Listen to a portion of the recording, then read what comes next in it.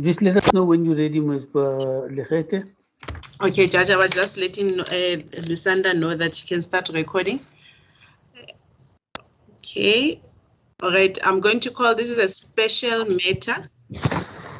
This is a special motion before Judge Valley, South African Christian Forum and others versus Minister of Cooperative Governance and Traditional Affairs.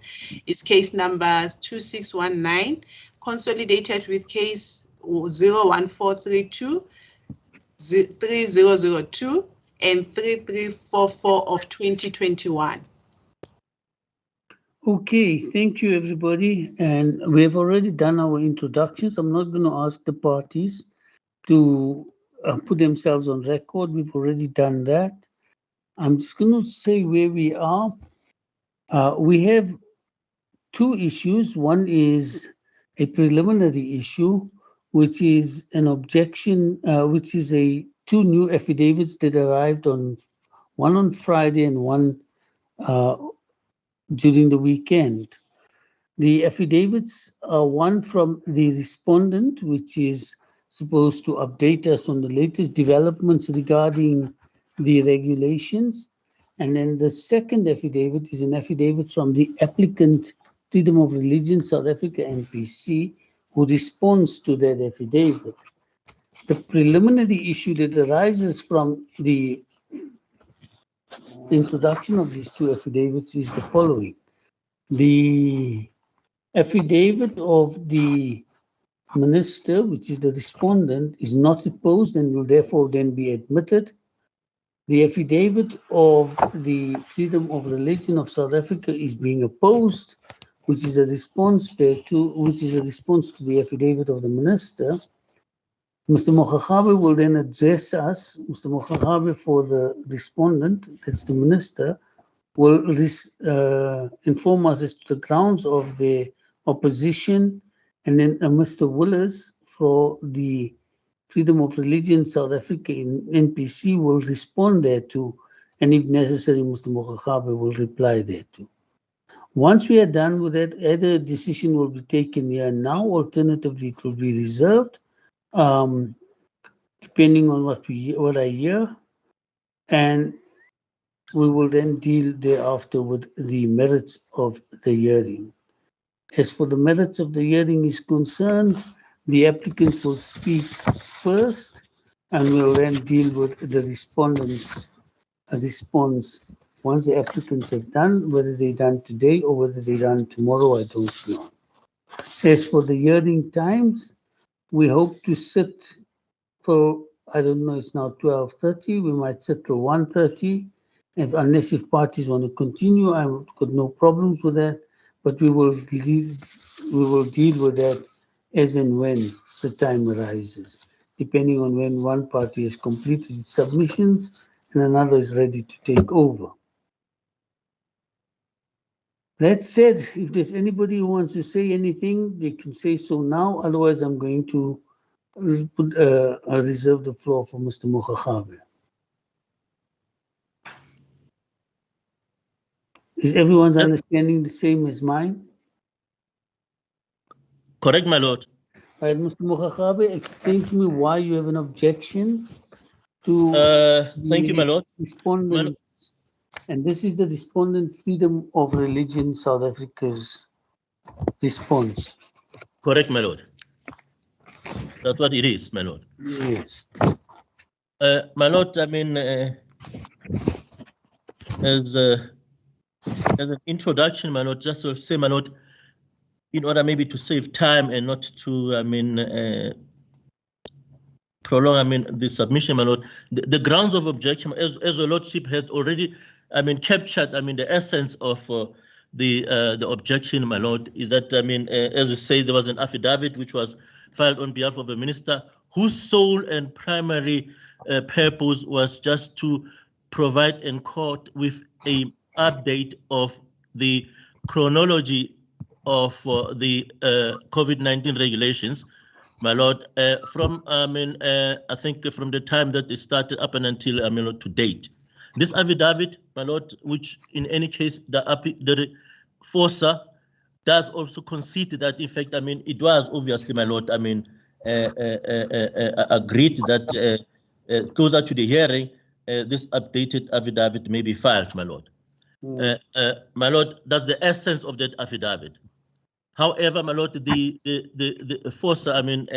applicants have, in response there, to filed a further replying affidavit, my lord, which affidavit now forms the subject matter of the objection. It was then objected to in terms of a formal notice of objection, and the grounds thereof, my lord, are set out, I mean, in the notice of objection itself. The first ground, my lord, is that this affidavit constitutes, in essence, a disguised attempt on the part of the applicant to seek an amendment of the notice of motion in terms of a notice of intention to amend dated 14 July 2021, which appears on case lines page section 011, page 353 to 497, and the affidavit attached thereto referred to by the applicant as the July supplementary affidavit. Having regard, my lord, to paragraph 33 of this affidavit, without having the matter set down and adjudicated thereto in terms of the rules of court and practice directive as an interlocutory application.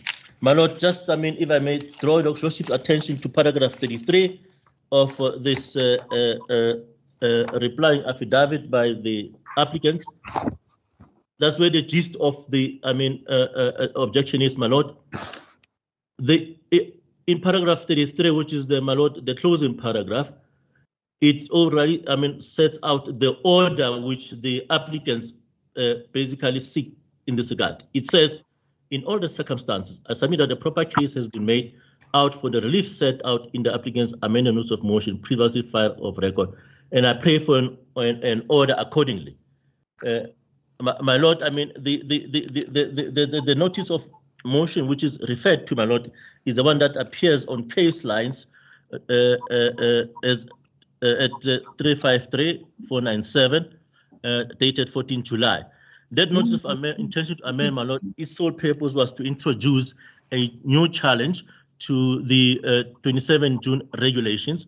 And that notice of intention to amend, my lord, was also accompanied by a supplementary affidavit in support of this introduction of a new cause of action challenging the 27 June 20 regulations. And then an objection was also filed, I mean, in resisting that notice of amendment. And since then, my lord, I mean, in July, the applicants never did anything to set the matter down in terms of the rules and practice to deal with this interlocutory application. Hence, my lord, as per paragraph 33, they now seek, my lord, I mean, to do that in the form of having to file this supplementary affidavit, whose sole purpose, then it is clear, is not obviously, my lord, to resist or object to the or deal with the contents of the affidavit of the update, but basically, in essence, is to basically, my lord, in a way, I mean, in a disguised attempt to seek the amendment of the notice of motion, which they had already not done, or, my lord, I mean, set down in terms of the rules of court. As appears, my lord, on paragraph 2, the objection thereto was served on the applicants on 23 July, and that the applicant has failed on paragraph 3 for almost a period of 4 months from date of the objection to bring a substantive application in the interlocutory court for the adjudication of this notice of intention to amend the notice of motion and to file this July supplementary affidavit. Furthermore, my lord, this affidavit is irregular, improper, and impermissible in that it not only raises but traverses issues raised in the July supplementary affidavit, which has been objected to. In other words, my lord, until a court grants the amendment and leave to file the supplementary affidavit, such July supplementary affidavit cannot constitute evidence before court and is not admissible. And that the affidavit contains matters which are irrelevant for purpose of adjudicating the present application, my lord. More importantly, my lord, it contains or raises new matters which were not referred to or contained in the respondent's further supplementary affidavit. That is the one of the update, my lord, which was filed specifically in agreement with the parties for the specific purpose of giving an update to the court relating to the move in alert levels as per the concomitant changes to the COVID-19 regulations, with specific reference to religious gatherings or faith-based gatherings, as said on paragraph 3 of the respondent's further supplementary affidavit, my lord. That, my lord, I mean, those, my lord, form, I mean, the crux and the basis of the objection to this affidavit, my lord. It is basically an attempt, without going through the procedure set out in the rules and the practice directive, to get this notice of amendment, I mean, approved and affidavit, supplementary leave to file supplementary affidavit granted, my lord. That cannot be countenanced, my lord. It is obviously, my lord, they're trying to put it through the back door by in a way of saying they are responding to the minister's affidavit, but at the end, it is clear that the relief sought, that is the objective. The relief sought and the order sought in this replying affidavit of litigants is to, I mean, for the court to grant the notice of intention to amend, as well as leave to file the supplementary affidavit. Nothing else and nothing more. It is, my lord, in black and white. It's in plain language, as captured and encapsulated in paragraph 33 of this reply of the applicant's reply to the respondent's further supplementary affidavit, my lord. And that cannot be countenanced, my lord. It cannot be sanctioned, my lord. It cannot be admitted. So what do you want me to do, Mr.? All that we want to do, my lord, is that, I mean, this affidavit should not be allowed, my lord. As a whole? My lord, as a whole, because that's the purpose, my lord, the purpose of this affidavit, my lord, EVC, is not basically to deal with whatever appears in the further supplementary affidavit by the minister. The purpose, my lord, as you can all see, is to get an order through the back door to get this notice of intention to amend, which they had already, I mean, ignored or, I mean, failed to move timelessly, I mean, in July or, I mean, for 4 months, my lord. My lord, if you can look at it, my lord, they, in this affidavit, they even rely on allegations raised in the supplementary affidavit, which is not yet, I mean, court has granted any leave to file the supplementary affidavit. The supplementary affidavit is not evidence before court until the court has granted leave or permission allowing the applicants to do so. And it also raises, my lord, new matters which are not traversed in the further supplementary affidavit for purposes of updating the court relating to the chronology of the COVID-19 regulations. It doesn't stop, it goes further, my lord. It raises all these issues. Can you just refer me to the various paragraphs that you say are problematic, unless you say all of it is? My lord, okay. If I can take the court through those paragraphs, my lord.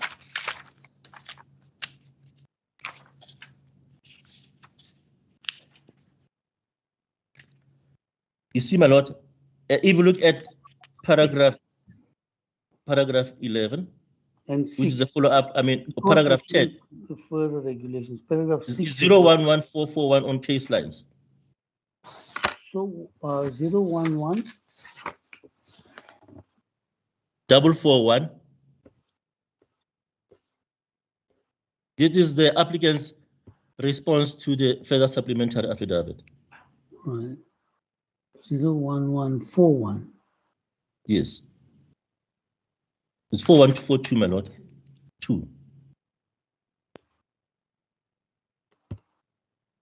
The supplementary affidavit is 011. Oh, my lord, where it starts? Yes, it starts at 011 at page 30. 01130, it goes on. I'm referring, my lord, to the applicant's further supplementary affidavit, which forms the subject matter of this objection. So there's a supplementary affidavit here, Mr. Which one is it? And it might be the first supplementary affidavit, not the one dealing with the amendment. because this is the heart of their case. The first It's a supplementary. long one which goes into up to page 81, 01181. Are we looking at the same file? It's called Item 29 on page 9. Freedom of Religion, South Africa. It starts off with an order dealing with all the parties and then moves on. We're dealing with the same one. Then there's a notice of motion and founding affidavit. My Lord, is the Lordship referring to the first respondent's further supplementary affidavit or the affidavit by the applicants in response thereto? You see, I'm responding to the first issue, not the further supplementary affidavit, and I'm looking at the case of freedom of religion, South Africa versus the Minister of Cooperative Government. So that on case lines is a separate file. And you sent me there to 011, that is 011. There's a supplementary affidavit. There was an answering affidavit, then there was a replying affidavit. Oh, my Lord, you're looking at the papers. Yes. Oh, you're looking at the paper, at a set of papers, my Lord, from the founding to the replying affidavit. Right, I'm looking at it. And then came supplementary affidavit. Now, I haven't seen the notice. I'm looking for the notice of amendment. No, isn't it? Notice of amendment is 034. Yeah, 15. 034, 15, you say. Yes. Right, I've got that. Dated 14 July. You see that, my Lord? Intends to part B.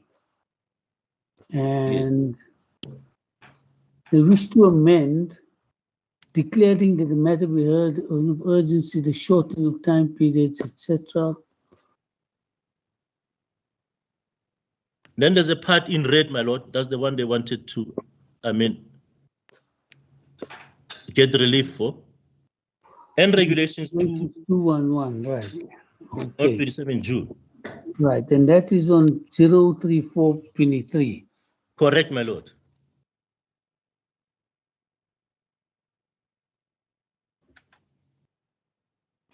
And you've objected to that amendment. We have objected to that amendment, my Lord, in terms of a notice of objection, which was served on the applicants on 23 July, my Lord.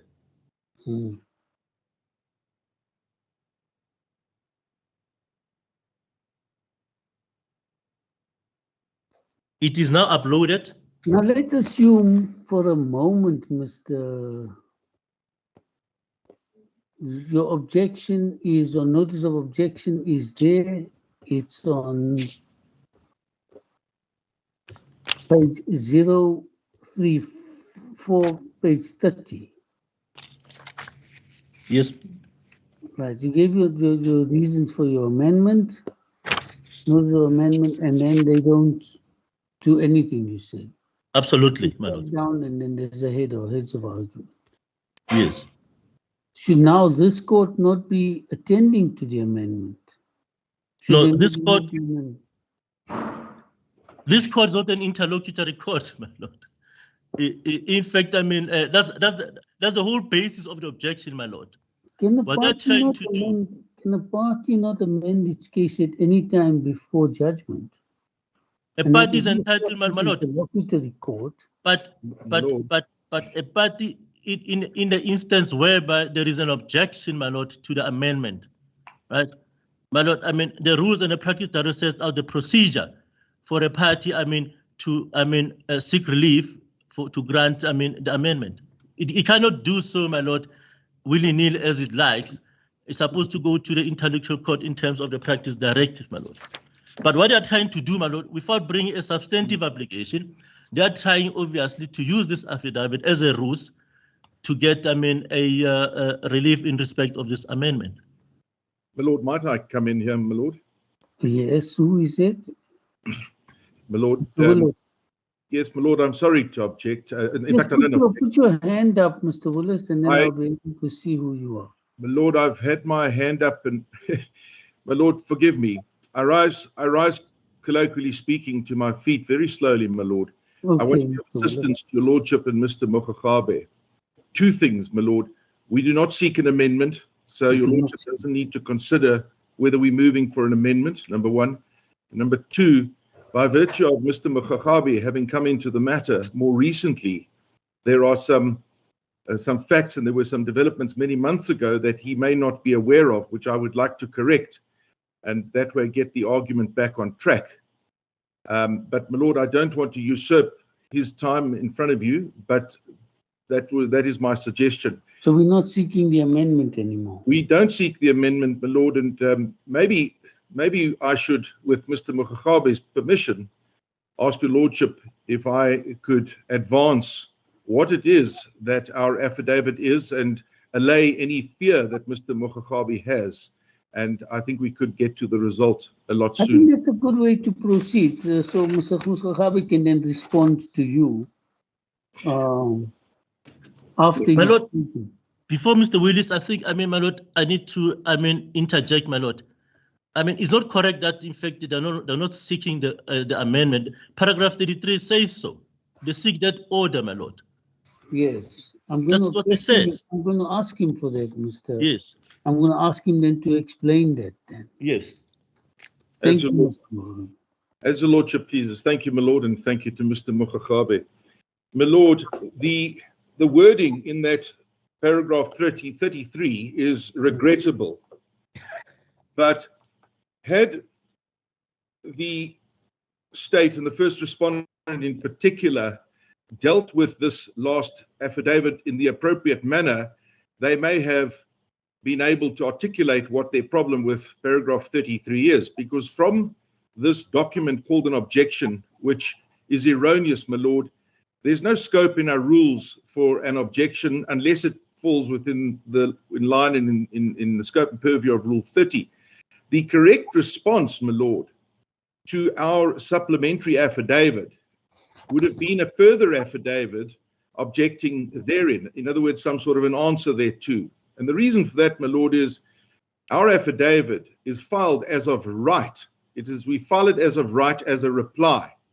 And the only way that it could have been dealt with and objected to was one of two ways: filing an answering affidavit to it, or a response to it more correctly, or a strikeout application, or both. Now, neither of those were done. Instead, this objection document was put up, and I'm afraid, my Lord, it's a bit difficult to understand from it what their complaint in fact is. But let me tell your Lordship what paragraph 33 of that affidavit in fact refers to. It's not referring to an amendment, my Lord, of the notice of motion. Your Lordship can, with the greatest of respect, divorce from your mind any idea that we seek to amend our notice of motion. There's absolutely no need for that. My Lord, what it alludes to, in fact, is that your Lordship admit that affidavit, which your Lordship went to earlier, under that notice of motion, where there was an intention to amend back in July this year, my Lord. So the best way, my Lord, is if I take your Lordship back to, if we can start off at section 34, page 15. Chronologically, this would be the best way to make sure that both you and Mr. Mokgakabe understand the submissions, my Lord. That section 34, page 15, is a notice of intention to amend. If your Lordship would just indicate when you are there, my Lord. I think go to 2814, then there's a second.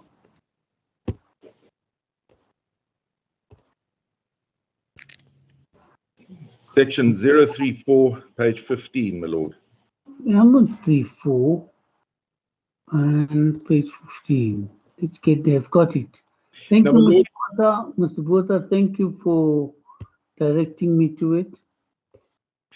so, my Lord, it is a notice of intention to amend. And if your lordship, and it's important that I take your It lordship. says amended notice, Mr. Witness. It says amended notice of motion. Is that the document you're referring to? So, my lord, that's at page 18. At page 15 is the actual notice, which tells your lordship what the applicants, in this case 4SA, sought to amend, and that was paragraphs 7 and 13. Do you see that, my lord? 7 and 13. Yes. Now, filed simultaneously with this, my lord, was a notice of motion, and one finds that at 11, at section 11, page 353. And that was a notice of motion seeking certain relief. I'll wait for you to get there. Section 11, page 353. Section 11.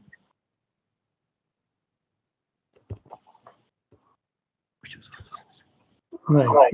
Section 11, page 353. If you go over to page 354, my lord.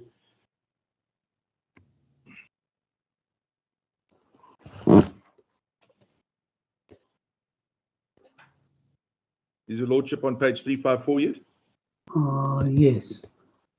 So your lordship reads at the top of page 354. My lord, which page is Mr. Willis referring to? 011-353. Can you see Mr. Botha's reference, Mr. Mokgakabe? He says he's directing you to bundle. So you just click on yes, Mr. Botha, Mr. Mokgakabe, you'll get there.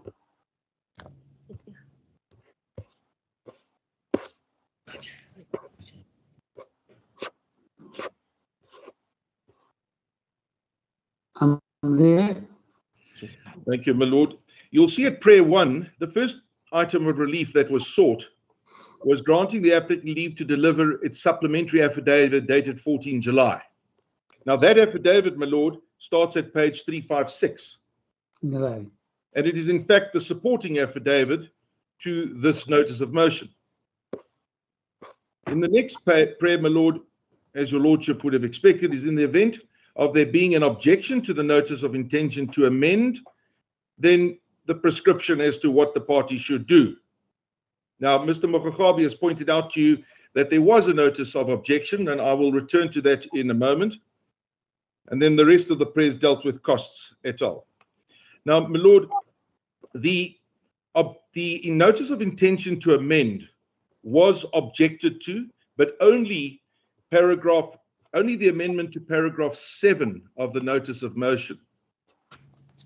And what transpired, and Mr. Botha will bear me out on this, was that there was a discussion between Mr. Botha and Mrs. Kameshti Pillay, SC, and it was agreed that we would simply proceed to file our notice of amendment or amended pages to the notice of motion only in respect of paragraph 13, I believe, not paragraph 7.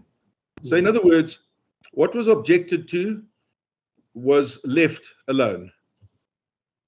However, that first item of relief, I took your lordship to granting leave to file the and deliver the supplementary affidavit. That is the affidavit, as I said, commencing at page 356. Now, my lord, there was never any objection to that affidavit being filed as a supplementary. Is your lordship with me on that? I'm with you. And so, my lord, strictly speaking, and this is what paragraph 33 speaks to, is we move as we must, my lord. And we ask your lordship to admit this affidavit, that is the prayer in paragraph 33, is to admit this affidavit as a further affidavit to the usual 3 sets. Of course, your lordship well knows the parties cannot agree to admit further affidavits. They can agree between themselves regarding condonation when the first, amongst the first sets there has been late filing. But only the court can allow a further affidavit in. So we ask your lordship to admit this affidavit. We at the same time, my lord, have not objected to the first respondent's supplementary affidavit or respondent's supplementary affidavit, as you noted earlier. And of course, your lordship has admitted that by specific order. We then ask that your lordship, of course, admit our reply to that respondent's supplementary. Do you need the court's permission to file a reply? Well, not strictly speaking, my lord, no, we don't need your permission to file our reply to that supplementary, because that we file as of right. But of course, both those affidavits only become part of the record when your lordship admits them. So there are 3 affidavits in total we're talking about here, my lord. The one on the 14th of July that I took your lordship to, there's no objection to that affidavit being admitted. Not even in the supplementary affidavit by the respondents, which was filed last week. They don't object to this affidavit. So paragraph 33 merely asks your lordship, and it is very unfortunate, the wording might be unfortunate, it might not be as clear as it ought to have been, but that is what is sought from your lordship. There's no mischief in trying to move an amendment, as I've made clear to your lordship, and we ask your lordship then to admit the affidavit of the 14th of July. Then our learned friend is correct. There was an expectation that the respondents would update the court with an affidavit towards closer to the hearing of the matter, as they did last week on the 17th of November.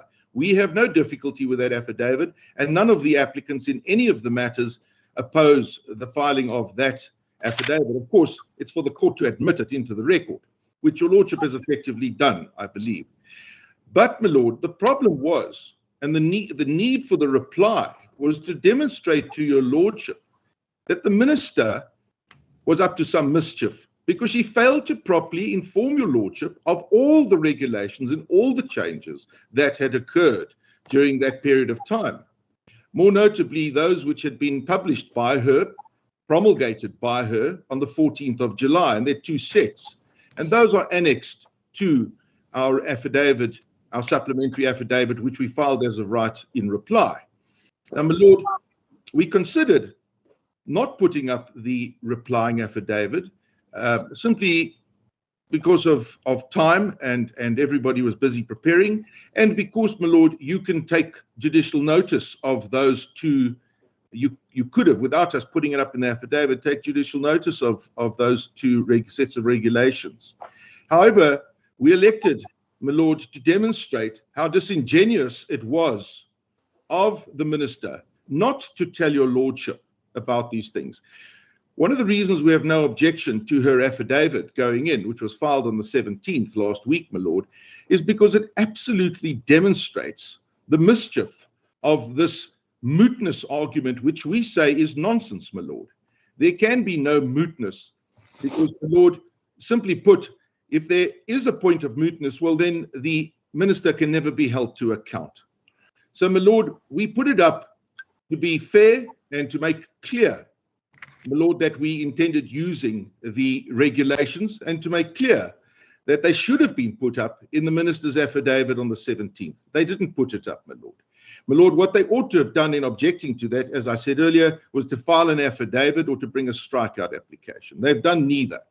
My lord, we would say to your lordship, you ought to admit with respect to the 14th of July affidavit of ours. Why, my lord? Because there's no objection to it, there's no prejudice, and it's been there all along. We would also submit your lordship ought to admit our replying affidavit, which your lordship correctly points out to me, or questions me, well, do we need your admission of it? Well, my lord, I think your lordship's point is probably the correct one. Once you admit Mr. Mokgakabi's affidavit or his client's affidavit of the 17th, automatically, my lord, our affidavit must be admitted, save to the extent that Mr. Mokgakabi moves you to striking out one or more paragraphs. And as we know, there's no strikeout application, and that's precisely what your lordship took him to earlier on, was to say, well, which paragraphs are you unhappy with? Now, we know that he's unhappy with paragraph 33, and I've explained that, my lord. We do not move for an amendment. So we trust that even paragraph 33, which is the only one mentioned in the so-called objection document, is no longer an issue. My lord, might I say this to your lordship, to be very clear? This matter has to be heard and dealt with this week, my lord. If for any reason in your lordship's mind this creates any difficulties, well then, my lord, we are happy to withdraw our affidavit filed as of right, because under no circumstances did we absolutely need it. We filed it as of right, as we've said. And my lord, we in any event can refer to those regulations, refer your lordship to them for you to take judicial notice of. But my lord, we did play open cards. We expected if they weren't happy, they would have filed an affidavit, brought a strikeout application. They didn't do that, my lord. We say that once they've given us this updated affidavit, they refer to those regulations in the updated affidavit. They only refer to what suits them. They don't refer to the 14th of July regulations, my lord. We say, my lord, and that's the purpose of our replying affidavit, is essentially to say that that was wrong and in fact duplicitous on their part. So if your lordship has regard to our affidavit, my lord, if you go to the second and third annexures, which is DE2 and DE3, they commence at section 11, page 455. Section 11, page 455.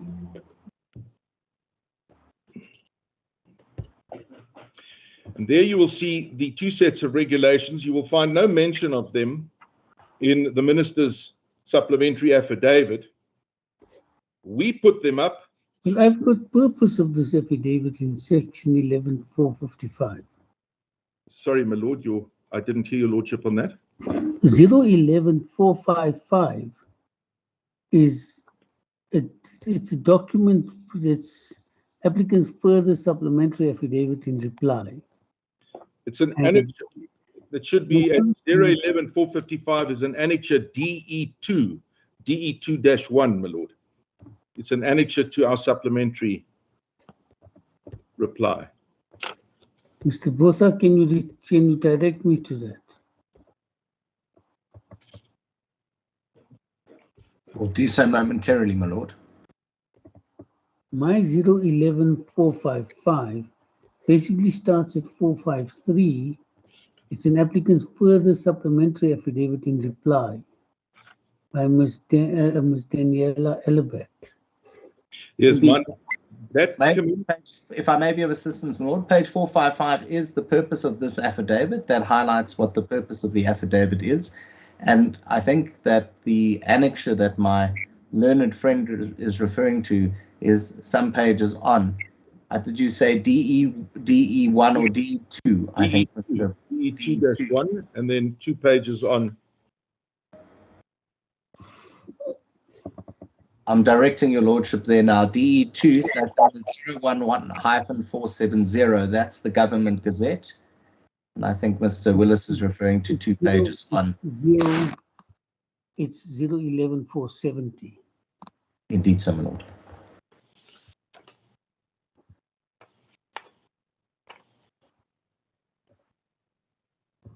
Okay, Mr. Willis, it's not 0455, it's 0470. I mean, yeah, I cannot understand why because I have case lines pagination on my document, but for some reason, my lord, it is it's different. So, my lord, but the point is, Mr.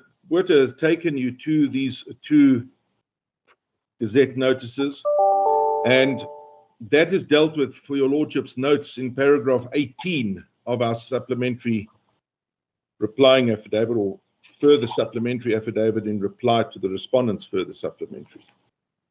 So, my lord, in summary, to repeat, we don't seek your lordship, we don't seek any amendment We seek the admission of our 14 July affidavit. That's what paragraph 33 spoke to.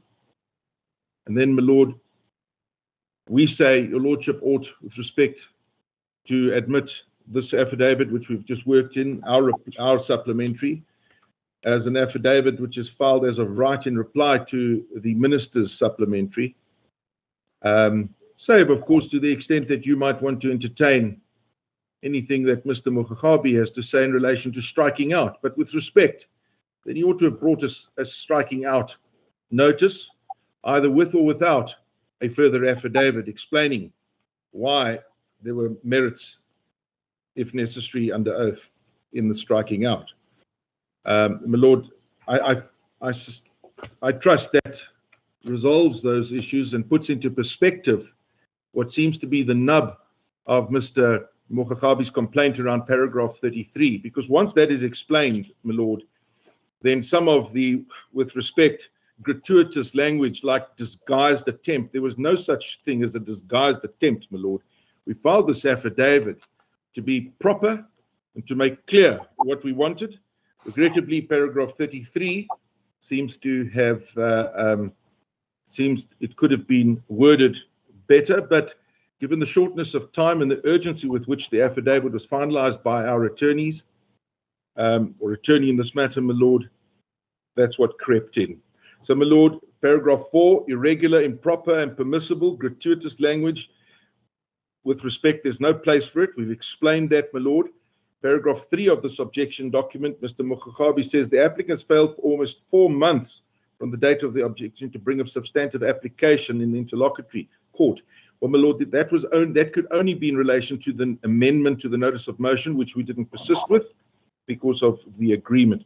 And then, my Lord, the 5th point, that the matter contains irrelevant matter for purpose of adjudicating the present application. On the contrary, my Lord, these 2 notices which we put up are of utmost importance. We can refer to them merely by calling your judicial notice to them. But, my Lord, they are most relevant because what they demonstrate is the mischief behind the mootness point. And the fact that the Minister purposely left them out of her supplementary affidavit, my Lord, lends credence to my use of the word mischief with respect. On that note, my Lord, I will sit and await your Lordship to call on me. Thank you, my Lord. Thank you.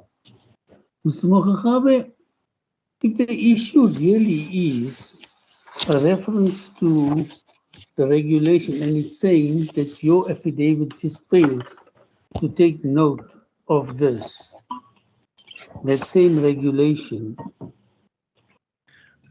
My Lord, I think I want to put matters into perspective, my Lord. I'm not sure why, in fact, Mr. Willis doesn't obviously, my Lord, take the court into his confidence in this regard, my Lord. My Lord, if we can have regard to that further supplementary affidavit, which says that, I mean, in paragraph, my Lord, 3 thereof, that it is at case lines, my Lord, it's the Minister's affidavit, my Lord. At paragraph 3 thereof, my Lord, it says, in a nutshell, the affidavit is filed specifically for purpose of giving an update to the court of the chronology of the regulations, COVID-19 regulations, from, I mean, March to date, relating to religious faith-based gatherings, my Lord, which is the subject matter of these applications, my Lord. These applications have been launched to challenge the constitutionality, amongst other things, of the prohibition of faith-based gathering / religious gathering. Now, my Lord, this is the point. The regulations, my Lord, and it's wrong for Mr. Willis to say the minister is mischievous as disingenuous. I mean, that language, my Lord, is misplaced, is misconceived for the following reason, my Lord. The regulations which they seek to have placed before court and to argue their constitutionality relates, my Lord, to community engagements hosted by, amongst other things, other people, members of parliament, legislatures, traditional leaders, and religious leaders. It's got nothing to do with religious gatherings, nor the prohibition of religious gatherings. Because I'm now a bit. My lord, if I may just refer to that regulation, the very same page, my lord. 457, 456, my lord. 456. The 456, my lord, that's the regulation in issue, my lord. I think it's annexed DE22.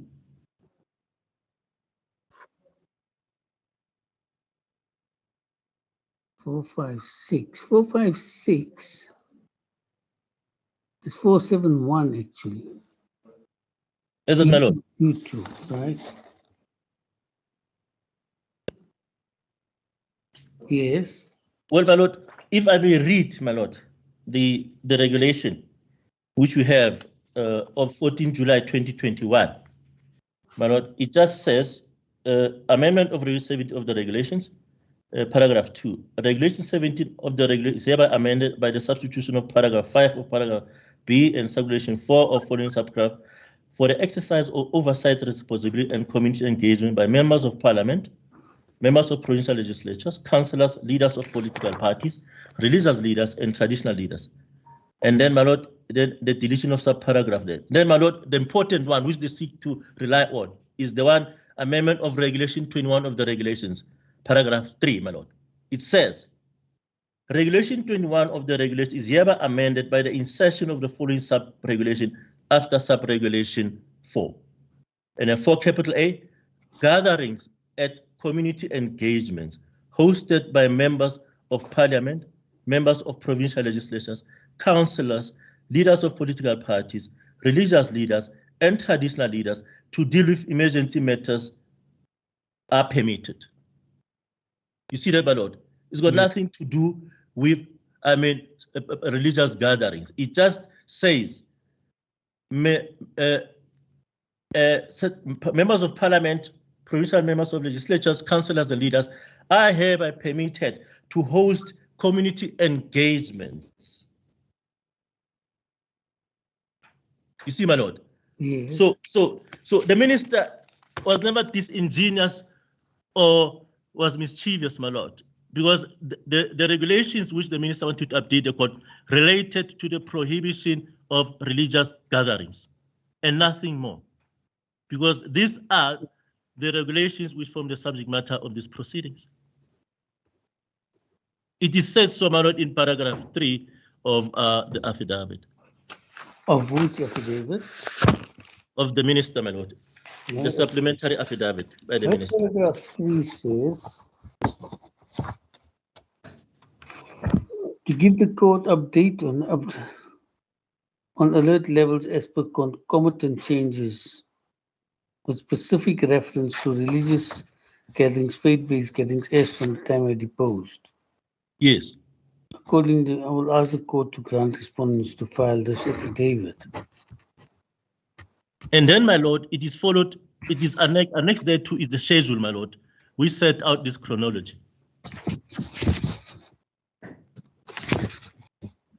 Annexed there annexed to your latest affidavit. The same affidavit is SR, yes, it's a schedule of regulations, my lord. I haven't seen that. Yes. This was given to me by email. Let me see if I can find that. Lord, if I may be of assistance, I don't want to speak out of turn, but I've got the case lines and I'm trying to direct you, Lord, to pages. Okay. It's not on the case lines bundle, the schedule my learned friend is referring to. I don't know if you can ask his attorney as to where it might be in case lines. It was case line. My lord, whilst you are seeking that, my lord, I just want to, emphasize the issue that the July 13 regulations were meant to deal, my lord, with the July unrest, the looting and the violence. It got nothing to do with religious gatherings, my lord. That's why those regulations were promulgated. But July 21, just a minute, say that again, the July 21 regulation. The July 14 regulations, my lord. As the one that I just read to you, my lord. Yeah. Right? Were basically meant to deal with the July unrest, my lord. Yes. Hence, I mean, this regulation promulgated permitting members of parliament, councillors, political parties, permission to host community engagement to deal with this crisis, this emergency. My Lord, it's got nothing to do with a prohibition on religious gatherings. So that's why I'm saying it is absolutely incorrect, if I may put it that way, my Lord, for and misplaced and misconceived for Mr. Willis to characterize the minister as disingenuous in not including these regulations. These regulations, which of the 14th July, had nothing to do with the prohibition of social gatherings. It says so, my Lord, in black and white. So what exactly then is the controversy between yourself, or rather your client, and Mr. Willis? I think, my Lord, this issue, my Lord, if rather than belabor the matter before I make my submissions, I did hear Mr. Willis say maybe moving the amendment. The alternative, maybe the alternative option is, I mean, maybe for sake of to withdraw this affidavit and let the matter proceed. Otherwise, my Lord, then I will have to make further submission regarding the submissions that Mr. Willis made regarding this affidavit, my Lord. My Lord, I'm not sure whether it's going to say that, but I want to find out what his attitude is, my Lord, before I make further submissions in this regard.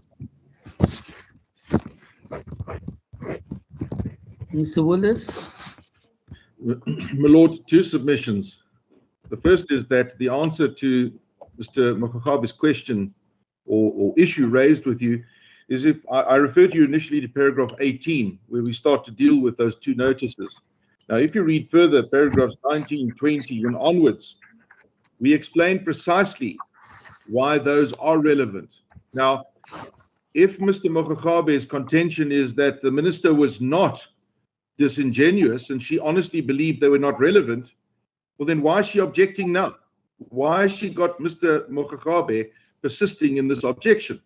If she's, my Lord, there are two important principles here that are at stake. The first is your Lordship's vast reservoir of power to regulate the proceedings in this matter and protect this court's proceedings. That's number one. The other is the interests of justice, of course. Let's look at paragraph 21. If we now get to the heart of it, paragraph 20, you quote the contents of the regulation. Gatherings of community engagements hosted by members.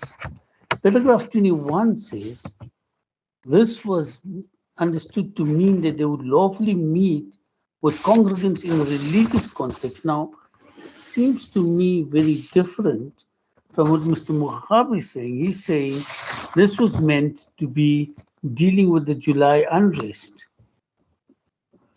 So, my Lord, these regulations did come in at the time of the unrest. However, what they did here, my Lord, was on their version, they still kept gatherings, religious gatherings, locked down, save for the gatherings under religious leaders. Now, this is a matter of interpretation. This is not really something that we need to detain your Lordship on this stage. You can deal with this with Mr. Botha at a later stage when he intends to raise this. This all comes up under the mootness argument. The point, my Lord, being is that we simply replied as of right in an affidavit, and we said these regulations are relevant, and we explained to your Lordship why we say they're relevant, and there's no reason for the minister to be pushing back against them, because had we not put this affidavit up, Mr. Botha would be arguing these same regulations by reference to judicial notice, my Lord. So, my Lord, this debate that we're now having, my Lord, is with respect a waste of the court's time. We've raised it. The second point that you called, and that's the primary reason you called on me, my Lord, is Mr. Mokakabe's attitude that, well, maybe we should be withdrawing our affidavit. Well, my Lord, we only do that if it presents difficulties to your Lordship that you are doubtful you can overcome in order to keep the matter on track. Now, there's no application by Mr. Mokgakabe for a postponement. There's nothing I've said to your lordship which ought to attract any objection, my lord, with respect. These are regulations which, if they apply, it's a matter of interpretation. Your lordship will make that decision when Mr. Botha argues them. We just put them up in an affidavit. They do not give rise to your lordship not accepting this affidavit, which, as your lordship correctly pointed out, we don't need your lordship's leave to have admitted once you admit Mr. Mokgakabe's client's affidavit.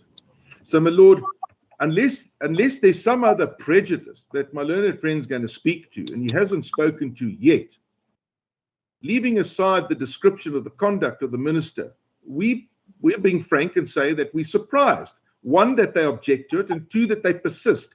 I now understand paragraph 33. And on that level, if that's what was misunderstood, I've explained that, and Mr. Mokgakabe has acknowledged that that issue is dealt with. Well, my lord, with respect, once that issue is dealt with, the rest of their objection, as I showed you earlier at the end of my submissions, falls away. It doesn't now lie in Mr. Mokgakabe's mouth to now raise an objection to paragraphs 18, 19, 20, and anywhere else. When your lordship asked of him earlier, which are the paragraphs that you're unhappy with? He started at paragraph 11, but didn't mention any other paragraphs and defaulted to paragraph 33, which we've now dealt with. So with respect, my lord, we just view this as being obstructionist by the minister. All right. If he persists in this, well, then we demonstrate it even more so, my lord. Okay, I'm gonna ask you, sir, we're gonna need to be a little bit more cautious in how we speak to each other. But I'm going to ask this question. Mr. Mokgakabe asked a very direct question. Do you persist with this affidavit being admitted? Now, I know you've said you don't need permission, but do you persist with it? My lord, He was of the view that if you withdraw it, then there is no problem. We can move on. If you persist with it, then in his view, there's an issue. My lord, these are our instructions, my lord. We persist with this affidavit only to the extent that in your lordship's mind it may avoid of the matter. If your lordship to the extent that they obstruct the hearing from being conducted today or in the next 3 days, then you're withdrawing it. Then we'll withdraw it, my lord. And I haven't heard that, and I think correctly so. I haven't heard that from Mr. Mokgakabe. My lord, as I said earlier, your lordship has a vast reservoir of power under section 173 of the Constitution. We submit that not only do you have the power, but the interests of justice demand that this. Mr. Mokgakabe, are you prejudiced if this thing is included? And if so, do you want time, if it gets included, do you want time to attend to it? My lord, in fact, my lord, I mean, we are severely prejudiced, my lord. My lord, I had, first of all, I say, I take strong exception, my lord, to Mr. Willis using strong language in relation to the minister. I've asked parties to just be careful about that. We can move on from there. He's now bordering, my lord, on impugning, I mean, on the dignity of the minister, my lord, by using all this strong language, my lord. I will ask that he withdraws, I mean, all those, I mean, allegations for the sake or of accusations which he made, I mean, against the minister. For the sake of progress, let us just deal with the issues at hand. And I've asked parties to just be a little bit more sensitive as regards their language and as regards their description of each other's position, and most important of all, as regards imputing in motive or malafide or bad intent on the part of each other. If we can avoid that, then I don't think we'll have a problem. In the meantime, we have this issue to deal with, which is as follows. There is an affidavit filed in response to your client, Mr. Mokgakabe, to your client's latest affidavit, which came in Friday, which is a further supplementary affidavit. In response thereto, it says, applicant's further supplementary affidavit in rely to the respondent's further supplementary affidavit. It doesn't say filed on which date, but we all know they're referring to the one filed on Friday. Do you feel your client, or does your client feel prejudiced if this affidavit is admitted, given that your client has indicated well in advance it was going to issue an affidavit which will merely deal with the latest developments, and that is what your client restricted herself to doing? That's why she filed an affidavit on Friday, merely restricting herself to the latest developments. She now finds herself, if I understood your submissions correctly, with an affidavit which raises other issues and which imputes conduct, bad conduct on her part. Does your client feel prejudiced, and does your client want to respond thereto? Is that what this is? In other words, once you've objected and once it's admitted, in other words, your objection is not admitted, or is not, does not persuade or does not carry the day. If that is to happen, what then happens to your matter? And that's what was, I understand Mr. Woolas is saying. He says, if there's going to be any such which has not come thus far, then it becomes, then only he indicated he will be withdrawn. Thank you, my lord. May I then address the court, my lord? Yes, you may. My lord, you know, I think, I mean, there is prejudice. I mean, without any doubt, my lord, there is prejudice. But my lord, the point is, if, my lord, I would like to put the matter into perspective, my lord, and so that my lord should see as to why we say this is a ruse. This affidavit, it's a ruse, my lord, to introduce the challenge to regulation 27 June, my lord. That's what basically, in essence, it boils down to, my lord. And let me put it into perspective, my lord. My lord, as we said, on the 14th of June, the applicants then, filed a notice of intention to amend, a notice of motion, my lord, and to introduce the challenge to this 27 June regulations, my lord. At that time, my lord, the papers had been filed, all papers had been in, the heads of argument had been filed. All that was there, my lord, was, to get a date, right, my lord. And at the time, what was being challenged before the court was the December 2020 regulations and the January 2021 regulations. Yes. That's what it is. Now, subsequent thereto, my lord, this regulation has been amended up to now, level 1, my lord, right? And then what had happened then, my lord, is that's why they then decided, obviously, my lord, for whatever reason it is, to do this amendment. Now, this amendment, my lord, if you look at it properly, the amendment seeks to introduce a challenge to this 27 June regulations, my lord.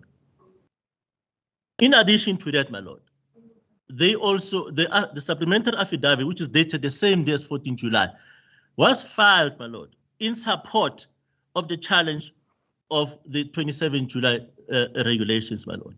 So in other words, the notice of intention to amend and the supplementary affidavit go hand in hand, in tandem. Without the supplementary affidavit, the amendment cannot be allowed. And without, the supplementary, the amendment, my lord, does not have any factual basis in terms of which amendment. That's why, my lord, the supplementary affidavit is meant to.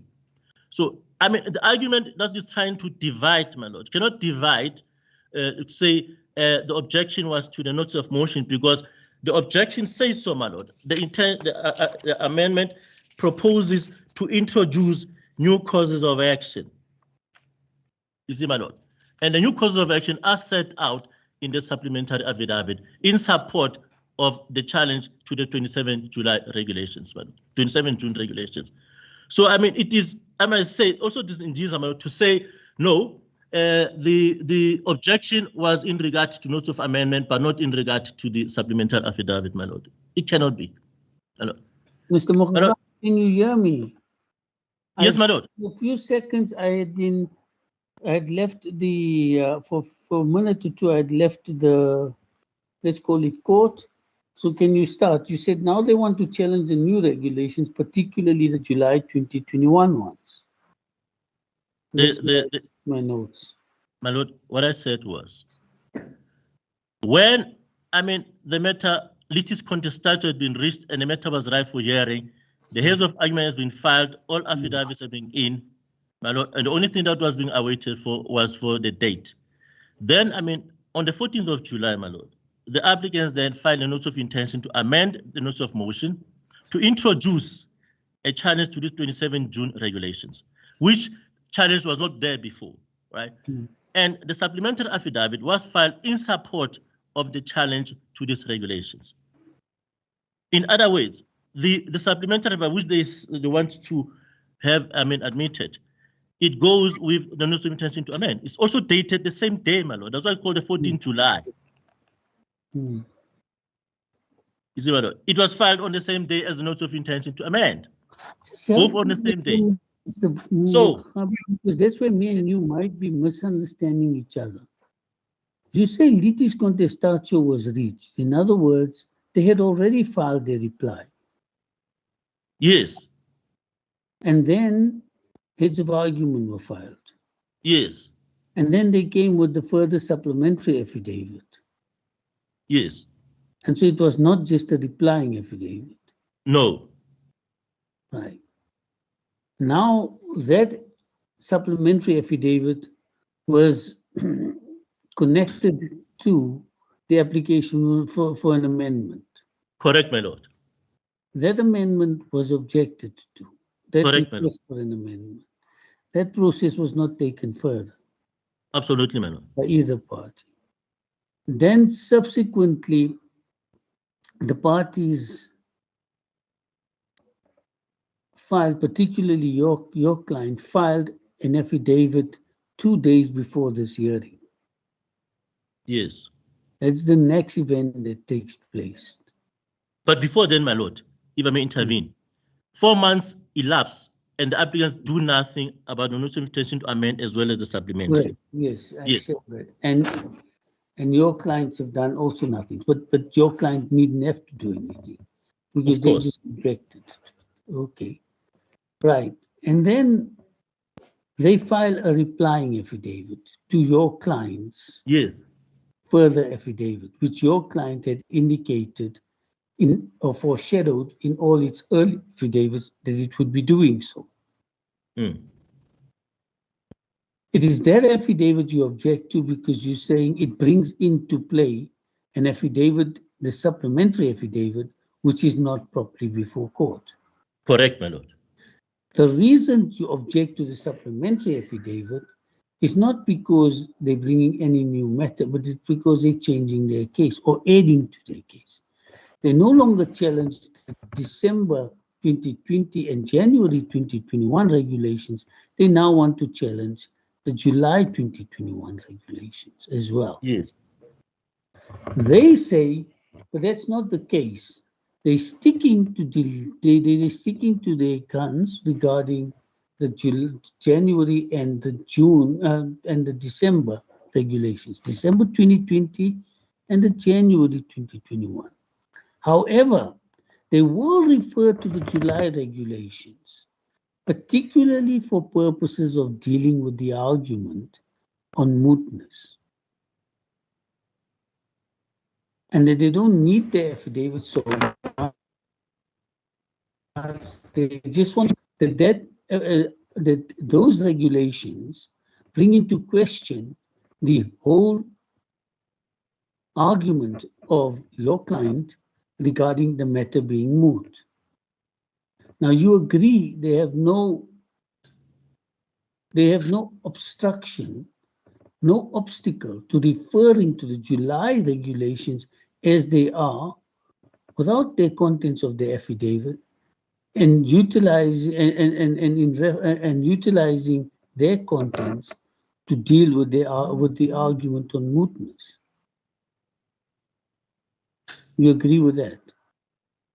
No, I'm not sure. Can you, my Lord, if ever for my benefit, Okay, let's see if I understand you. No. You have no objection, and your client can have no objection to them drawing attention to the July 2021 regulations merely for purposes of dealing with the mootness argument.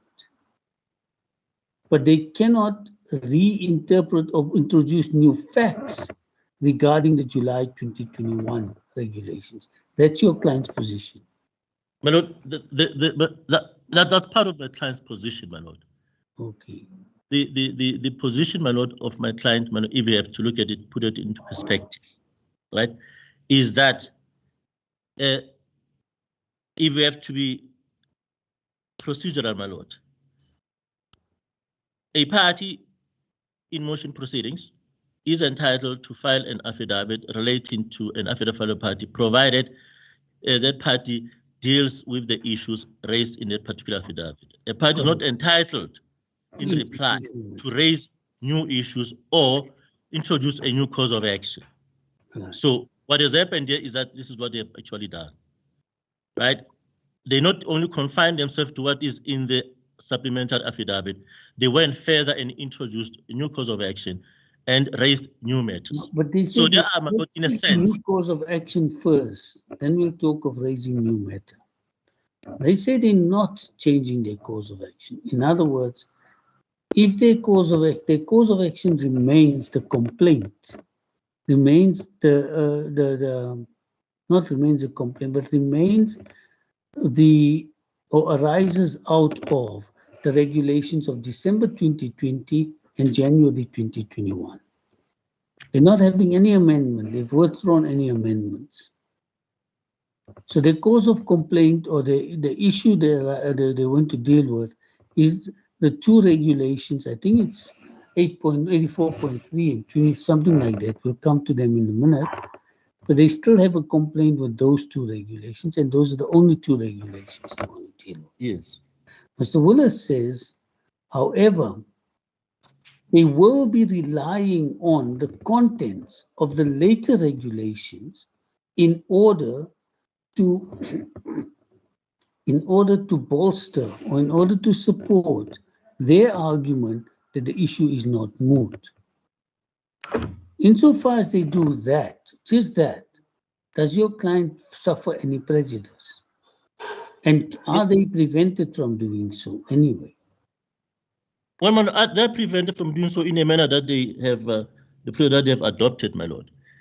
My lord, if you look at the affidavit, my lord, it's not only say we're going to rely on these regulations to support our mootness argument. Man. It also and it traverses, I mean, the legality, I mean, Lord, and the propriety of these regulations. If, my lord, you look at this, as the paragraph that you alluded to, my lord, they then say, my lord, they then say they deal with at paragraph 15, my lord. Then they deal with issues of meetings, and then they deal with, my lord, with the, as you go on 16 and 17, that in fact, I mean, relating to issues of consultations, my lord, and then, I mean, then they deal with issues of that in fact, I mean, this is irrational and unfair, the July regulations, and then, my lord, then they say, my lord, the meetings, this regulation, that the direct bearing and impact on religious and organization and any gatherings convened by them. You see that, my lord? Then they go on, my lord, and on and on to traverse, I mean, the propriety of these regulations, my lord, in order, my lord, for whatever. Then they go in, my lord, then also raise issues which, I mean, relating to their restriction and their propriety. And then they go on, my lord, and then they deal with the issues of that, I mean, relating to these regulations.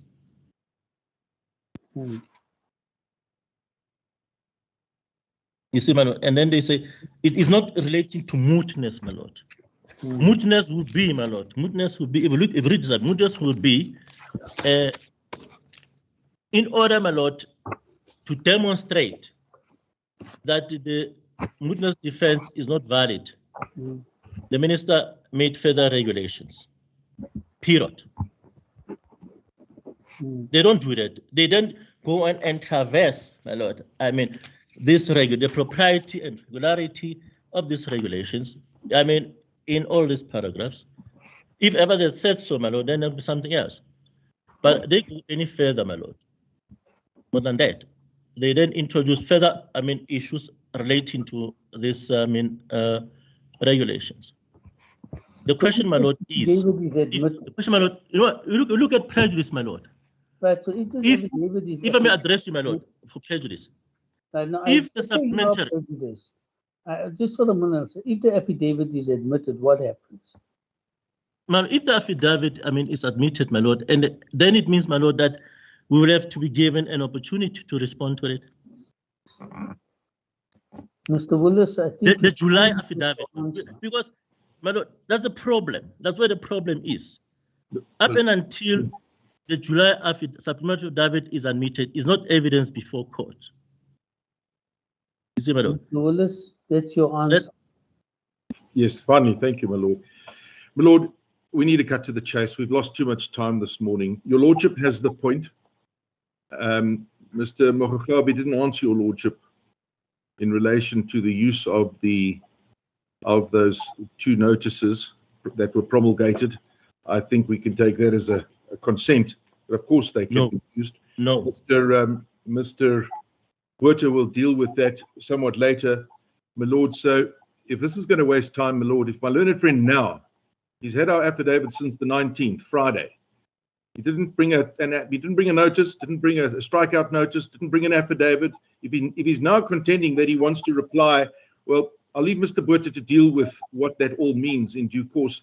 We'll withdraw the affidavit, my lord. That is the affidavit filed on the 19th. Simply move on then. The affidavit 19th of November. But my lord, we obviously do not withdraw the affidavit of the 14th of July.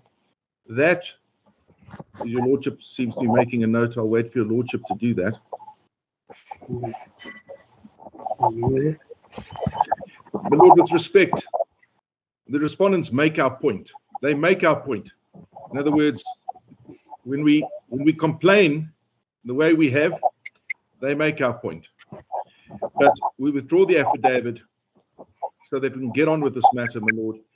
However, my lord, final submissions on that with 14 July affidavit. Number one, my lord, your lordship will see, if your lordship goes to the actual, I found it here, my lord, forgive me. That notice of motion, your lordship will recall I took you to the first prayer, granting the application leave to deliver its supplementary affidavit, 14th of July. My lord, if your lordship looks at the objection to which Mr. Mogogabe has repeatedly referred, you will see there is not a single objection to the admission of that affidavit. It is only an objection to paragraph, and I confuse the two, my lord, and let me just find it. It is only to paragraph 7.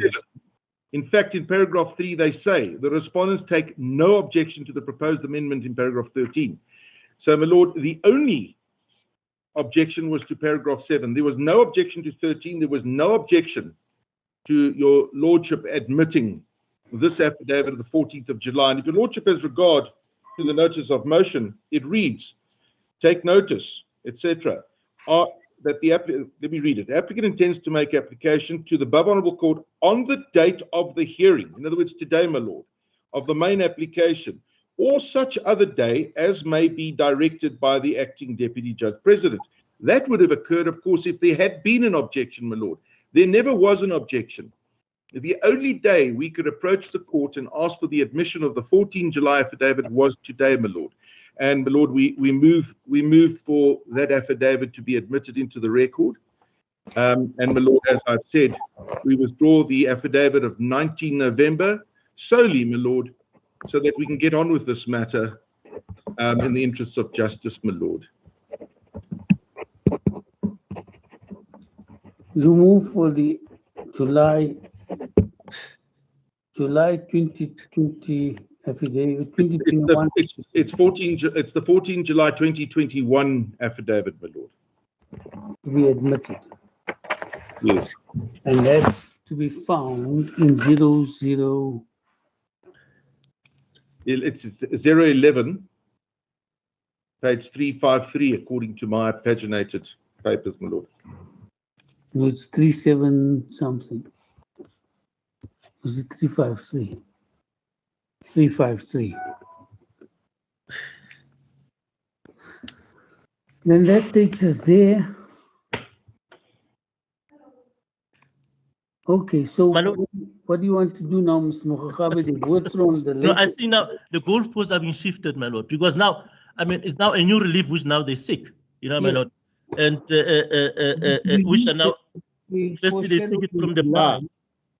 No.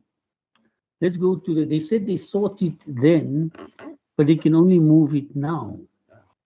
Yes, but my lord, the point is, what they sought, my lord, is that once, I mean, the objection, because I mean, the very, I mean, affidavit, as I said, my lord, it cannot be separated from the notice of intention to amend.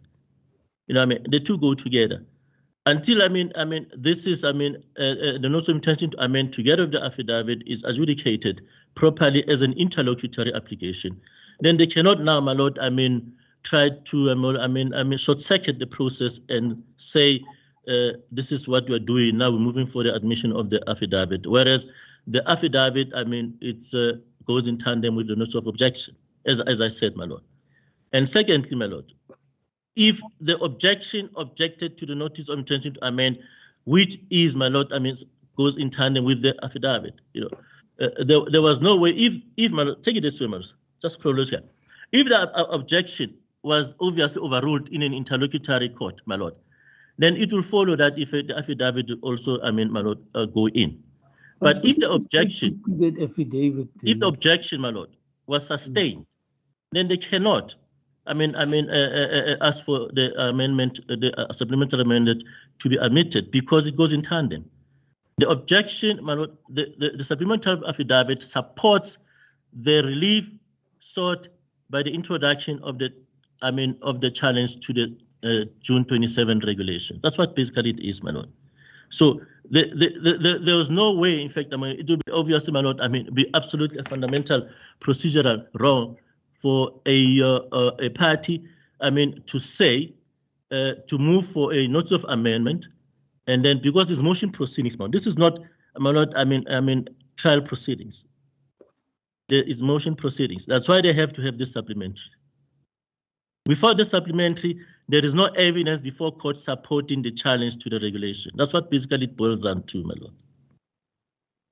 So, if they say in this affidavit, the supplementary affidavit, they say, and this is on 357, paragraph 4 says, the reason I deposed to this affidavit is to appraise the above honorable court of developments subsequent to FOSA delivering its replying affidavits. These developments have a material bearing on the case and go to the heart of the respondent's primary defense, namely that of mootness. Now, they've asked but for. But go further, my lord, doesn't go. It also says, refers to the regulation of June 27, my lord. But those are the subsequent developments. They're no longer proceeding with that one. That's in paragraph 7. And they say your clients objected to paragraph 7. And they no longer persisting with paragraph 7. Yeah. But Mr. Mokgakabe, can you give me a minute? The people from court have just come to see me and saying there's something urgent they want to talk to me. Can you give me a minute while and you can look at the question I've asked you, which is your client objects to paragraph 7.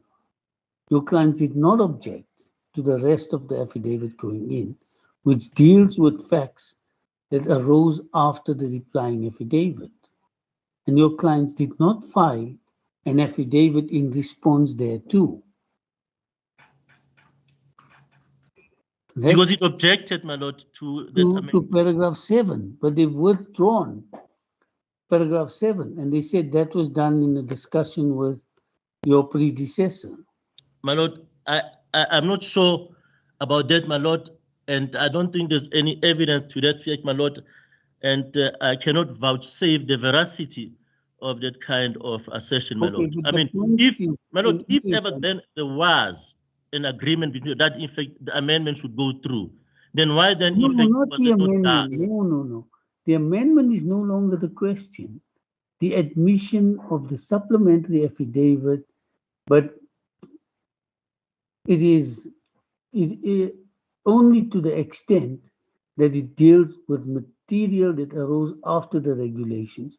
That part of the supplementary affidavit dealing with the amendment, that they do not wish to rely upon. That's my understanding. If I'm wrong, Mr. Willis will put his hand up now. No, but my lord, anyway, my lord, if I may just, for the sake of progress, I see it's already 2 o'clock, my lord. Is it maybe appropriate that we maybe can adjourn and maybe resume after lunch?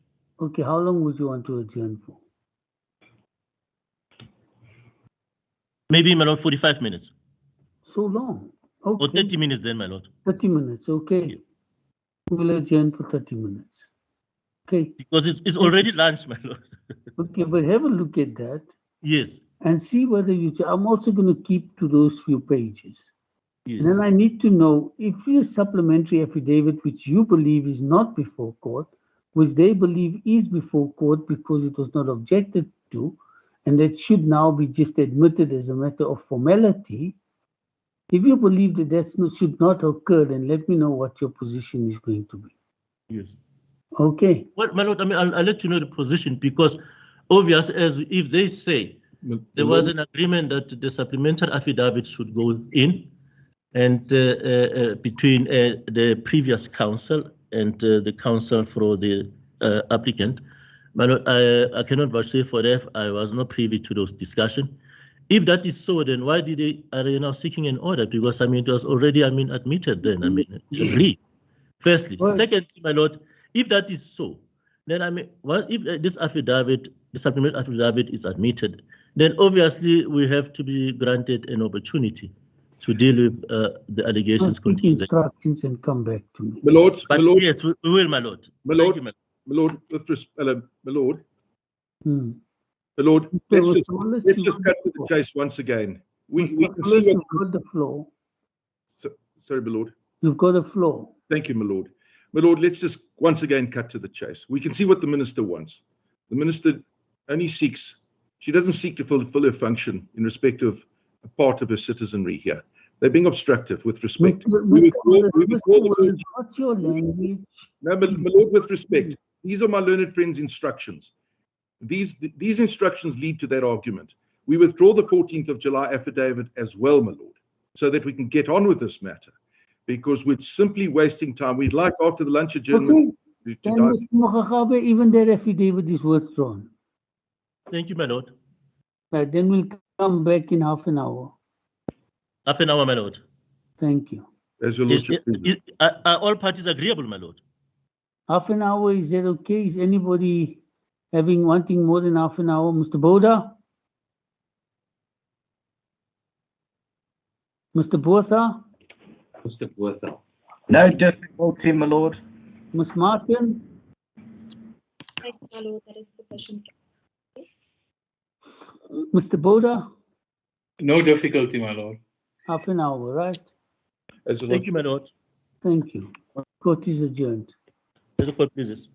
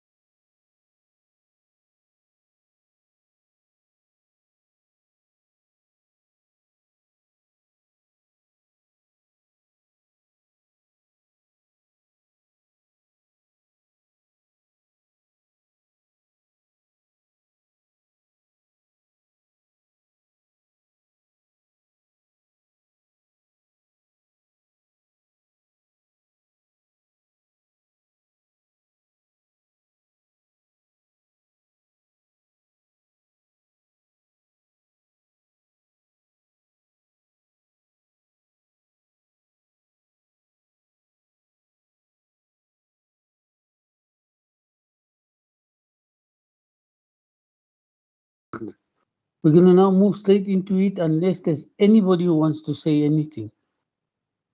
Unless we want to talk about time periods. Has anybody got any limitations? Has anybody got any limitations? No, my lord. None. Yes. You do? No, my lord. We are ready, my lord. As you're ready. So we'll try and see how far we go today and then see what we're going to do. Yes, absolutely. Anybody able to work this evening? Anybody not able to work this evening? My lord, I have a constraint from about 6:45 tonight, but other than that, I'm able to work. So you can't do 7 to 9 tonight. I have a constraint at 5 o'clock. 5 o'clock we can stop. And then 7 to 9, if we can't, we can't. But my lord, maybe if I get going, we may not need to sit into the night if we can start with the merits. Let's go on. You're starting now, unless there's anyone else. It seems there's nobody else. So, My lord, we'll before move we on. start, my lord, can I be heard? Yes, Mr. My Mokhakhabe? lord, I had talk about 7 to 9. Is this evening? Yes, Oh, no, I'm not available, my lord. you're not available. I have a concern too, my lord. Yes. Unfortunately, my court sits on 7 to 9 most nights. Oh, Oh. I was not aware, my lord. Thank you, Well, my now lord. you are. Now you are. Okay. We'll then stop at 5. Let's go on, Ms. Engelbrecht. There's nobody else. I don't want to hear anybody except Ms. Engelbrecht. As it pleases the court. Right. My lord, since early 2020, now for almost 2 years, the coronavirus pandemic has affected the daily lives of people around the globe. Right. Governments everywhere have had to make hard decisions on how to respond in an attempt to curb the spread of COVID-19. And our government is no different. A national state of disaster was declared on 15 March 2020, and it remains in place to this day. As the Kochta minister tells us in the papers, there has been a need to engage a strategy to ensure that the spread of the virus is curbed. Those who make the decisions are, no doubt, in an unenviable position. It is precisely in unprecedented circumstances like these, where the government is having to make adjustments in a responsive manner, where little or no time is left for publication and comment procedures before regulations come into effect, that civil society assumes a heightened role to point out the deficiencies in regulations, to point out where regulations make unacceptable inroads into the rights of our people, and to challenge the government where it fails adequately to protect such rights. And when engagement with the government fails, it is up to civil society to turn to the courts. With the Supreme Court of Appeal in the ESO judgment specifically recognizing the courts as a buttress between the executive and the citizens of this country.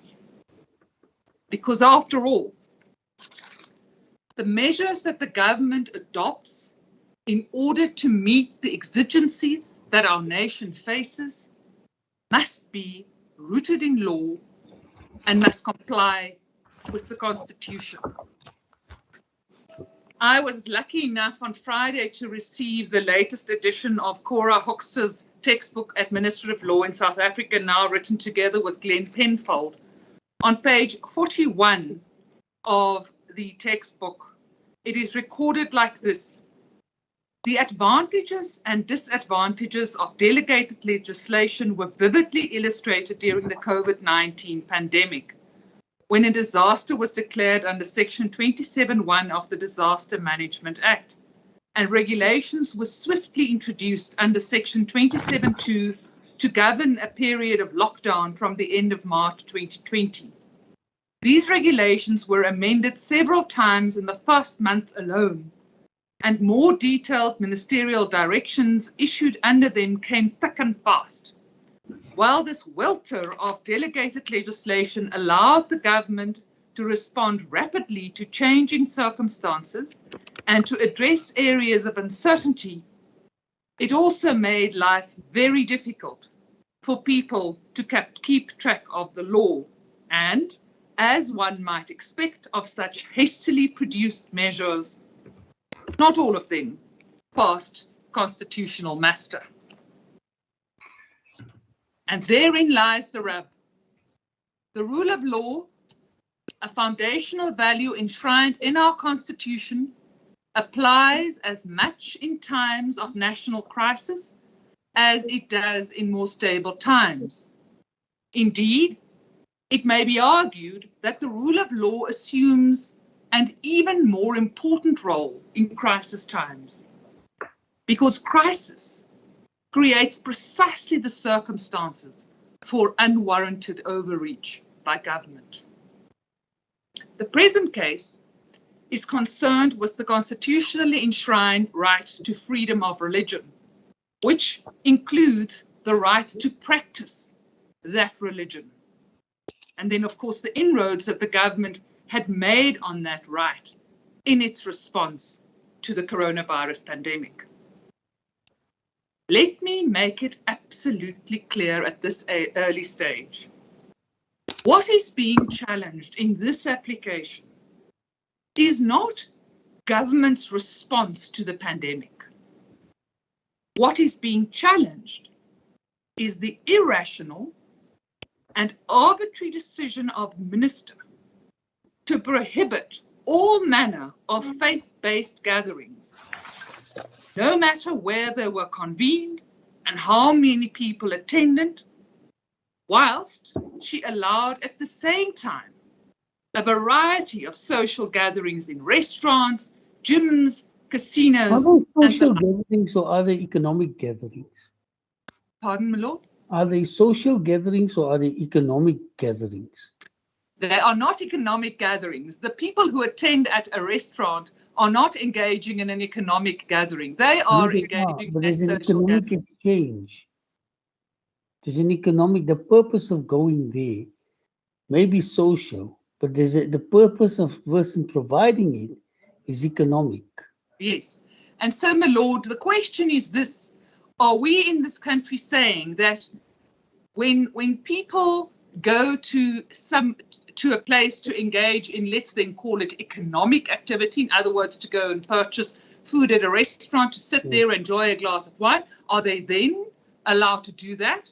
But something that is a basic human right recognized in our Constitution, and that is the practice of one's religion, that they remain prevented from doing. And that is the very question.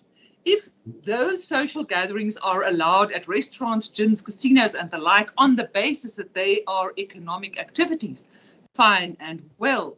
But then it raises a question of the rationality of then that not allowing at the same time for the spiritual well-being of our nation, especially in a time where we know that people have suffered greatly, people are losing their jobs, people are suffering because of isolation.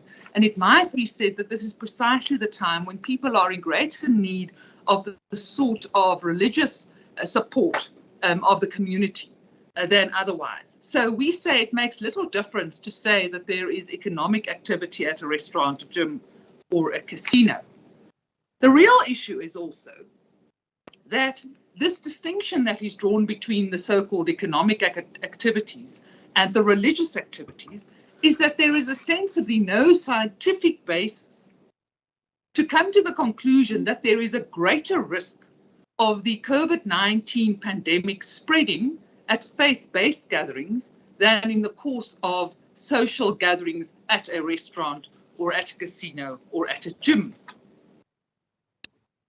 Now, we say to appreciate and understand the challenge to the regulations that have placed the bans on the religious and faith-based gatherings, the best starting point is the personal account of the 10th applicant in my client's case, case number 2021/3344.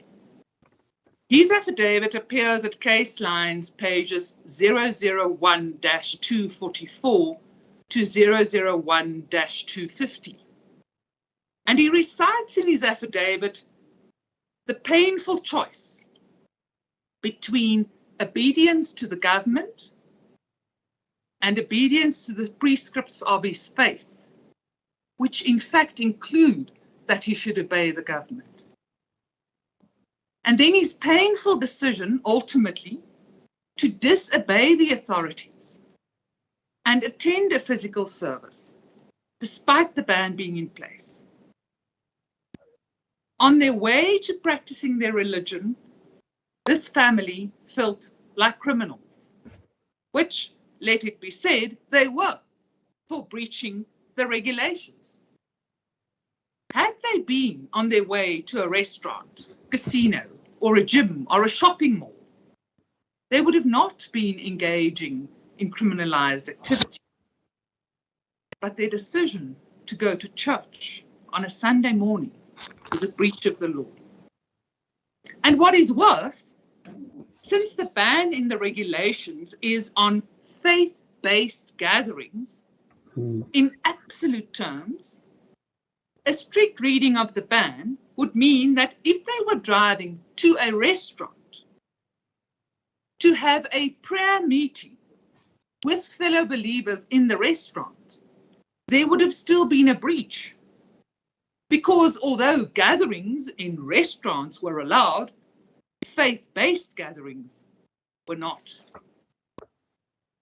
It is this discrepancy between government's treatment of commercial activity and religious activity that lies at the heart of the challenge to the regulations that placed the ban on the religious and faith-based gatherings.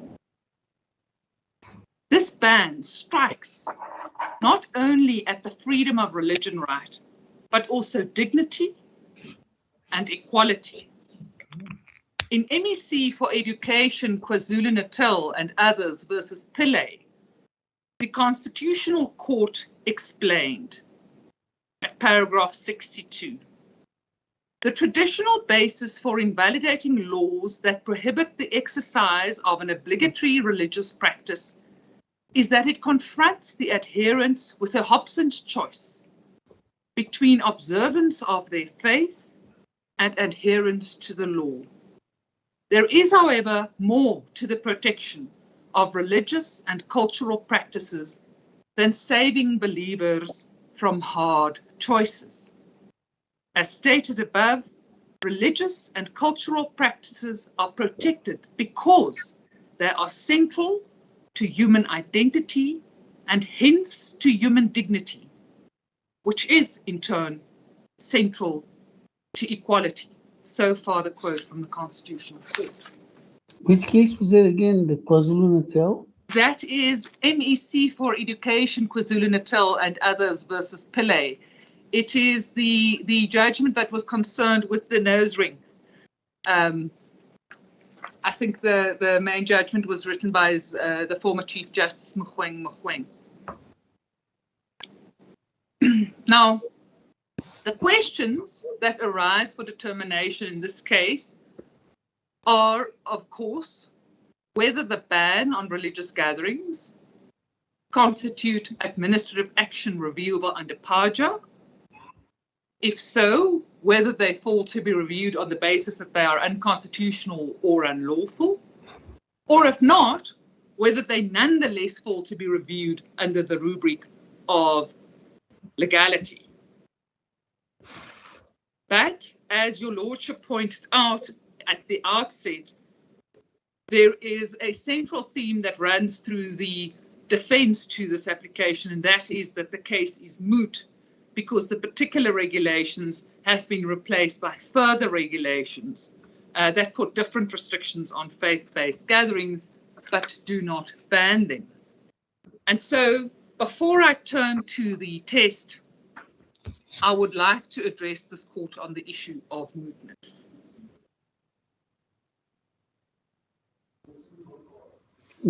It is necessary for this court to consider whether this court is moot and therefore not justiciable for no longer presenting a live controversy.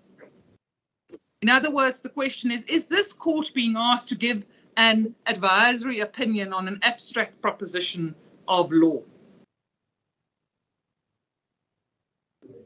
The mootness argument, as we see it, the one advanced by the Kochta minister or for the Kochta minister, essentially hinges on the fact that on the evening before the urgent court hearings in these proceedings in February 2021, on the eve before we were due to argue this matter, she made changes to the regulations that were sought to be impugned, and we see that at case lines page 011-4, that's at paragraph 8. Yes, we concede that the relief directly sought in this application concerns the regulations of 29 December 2020 and of 11 January 2021, which are no longer in force at the time of the hearing of this application. But that fact does not mean that the challenge to the regulations is not justiciable. This morning, Your Lordship at length had to hear argument about potential introduction of further affidavits. All of this brought about by the filing of the affidavit by the Minister on 17 November 2021. An affidavit in which the Minister set out a supplementary, in a supplementary affidavit, she wanted to set out developments. We say, at least from my client's perspective, there was no objection raised because it was actually quite helpful that the Minister should have given these this information to the court. What we learned from that affidavit filed by the Minister is that on the eve of the hearing in February, she made a change, which meant that faith-based gatherings could be held by 50 people indoors or 100 outside. That's at case lines page 011-4, that's paragraph 8 of the affidavit. And then she indicates that from 1 March to 30 May 2021, the country was moved to alert level 1, and even larger religious and other gatherings were permitted. And that appears from case lines 011-4 at paragraph 9. That remained the position when the country moved to alert level 2 until 15 June 2021. Then the number of people allowed at faith-based gatherings was adjusted downwards for the period from 16 June to 28 June 2021. So that's for about 12 days. That's case lines page 011-5 at para 11. Then, for the period from 28 June to 25 July 2021, we found ourselves once more in the position where, according to the Minister, all social and faith-based gatherings were prohibited.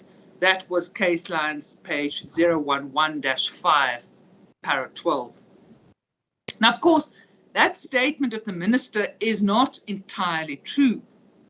Once more, like in the regulations that are the subject matter of this litigation, the Minister allowed restaurants and shopping malls to be open. People could gather socially, as long as they were not engaged in a faith-based gathering. At least on that occasion, the Minister also closed casinos and gyms, potentially because she was aware of the pending litigation, pointing out the irrationality of keeping those establishments open whilst preventing the faithful from exercising their fundamental right to practice their religion in community. Now, of course, that ban has since been lifted also. and at present, faith-based gatherings are allowed, subject to protocols and restrictions on numbers. But we are moving to the December period once more. Yesterday, and the court can take judicial notice of this, 687 new cases were recorded in South Africa, with 545 of them being recorded in Gauteng. What's the number? 600 and? 687 in the country. Of them, 545 in Gauteng. That constitutes a tripling of the 7-day rolling average in the Gauteng province. This court may take judicial notice of the fact that numbers have soared in Europe, with Austria closing its borders and Germany's 7-day coronavirus incidence rate rising to the highest level since the pandemic started for the 14th consecutive day, just yesterday. And these are, of course, countries where the vaccination rate far exceeds that of South Africa. Talk of the fourth wave is everywhere. And so, as we approach Christmas, one of the holiest times in the calendars of the Christian faith, when those who adhere to the faith celebrate the birth of their Savior, the real possibility exists that the minister might, in her wisdom, ban faith-based gatherings once more, while keeping open restaurants, gyms, and casinos. Is the case of all the applicants in the discrimination point that faith-based organizations are similarly situated to that of those three institutions or those true places of meeting, that is the casinos, gyms, and restaurants? Is your case that that's where the heart of the discrimination lies, because they're similarly situated and they have different regulations or different requirements? Well, my lord, they are, of course, each one of them is somewhat distinguishable. We're not trying to say that it is the same to be in a gym that it is to be in a church. What we are saying is that there is no scientific basis to come to the conclusion that one is more likely to spread the coronavirus when you are attending a church service that is being conducted. And I'm talking church service in a broad sense. Here I'm talking also, of course, for the Muslim Lawyers Association. I'm talking about those who attend synagogues, wherever they might be. All of these is not an issue, isn't it? Because there's no one from the Jewish faith challenging this. There's no one for, but what we are saying, we're it's quite not happy with the fact that there has been. We must take note of the fact that they're not opposing, so they're quite happy with the fact. Well, or they thought that there were enough. They're not unhappy enough to come to court. Or they thought they didn't need to spend the money in a case where already there was a long line of applicants, and so if it is being challenged on a particular basis, they would get the benefit from that too. My lord, we don't need to speculate about why they are not here. The point is this: the minister has issued regulations that are, to pardon the pun, faithfully being adhered to. In my clients' affidavits, they've explained exactly how they are writing down registers of who attends, how people are sitting meters apart, how the pews are being cordoned off, how people are wearing masks in the service, how there are no social engagements surrounding the service, for example, coffee, etc.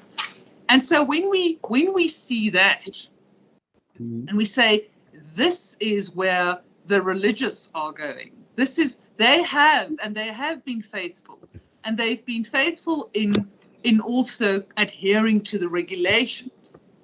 Then the question arises, what is it that distinguishes them from people that get into a taxi to sit cheek by jowl?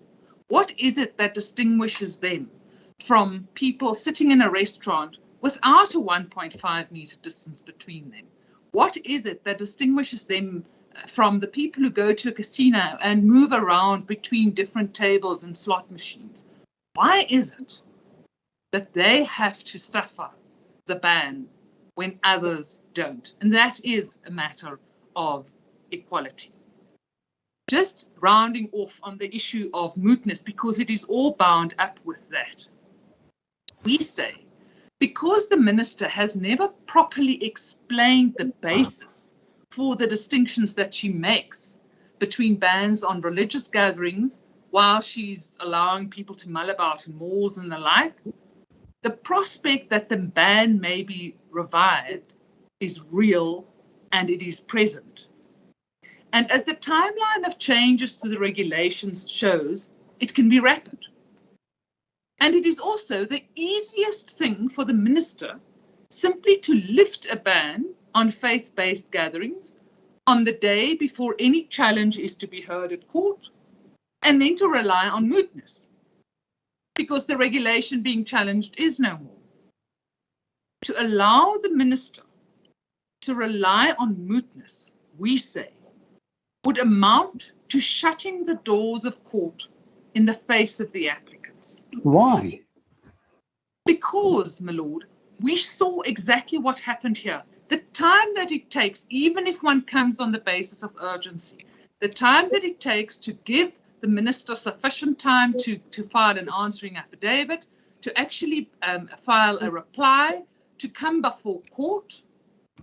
By that time, 2 weeks has passed, and as the timeline that the minister filed has shown us, often within 2 weeks the regulations can change. If we say, what do you understand by that it's moot? Let me ask the question a little bit more differently.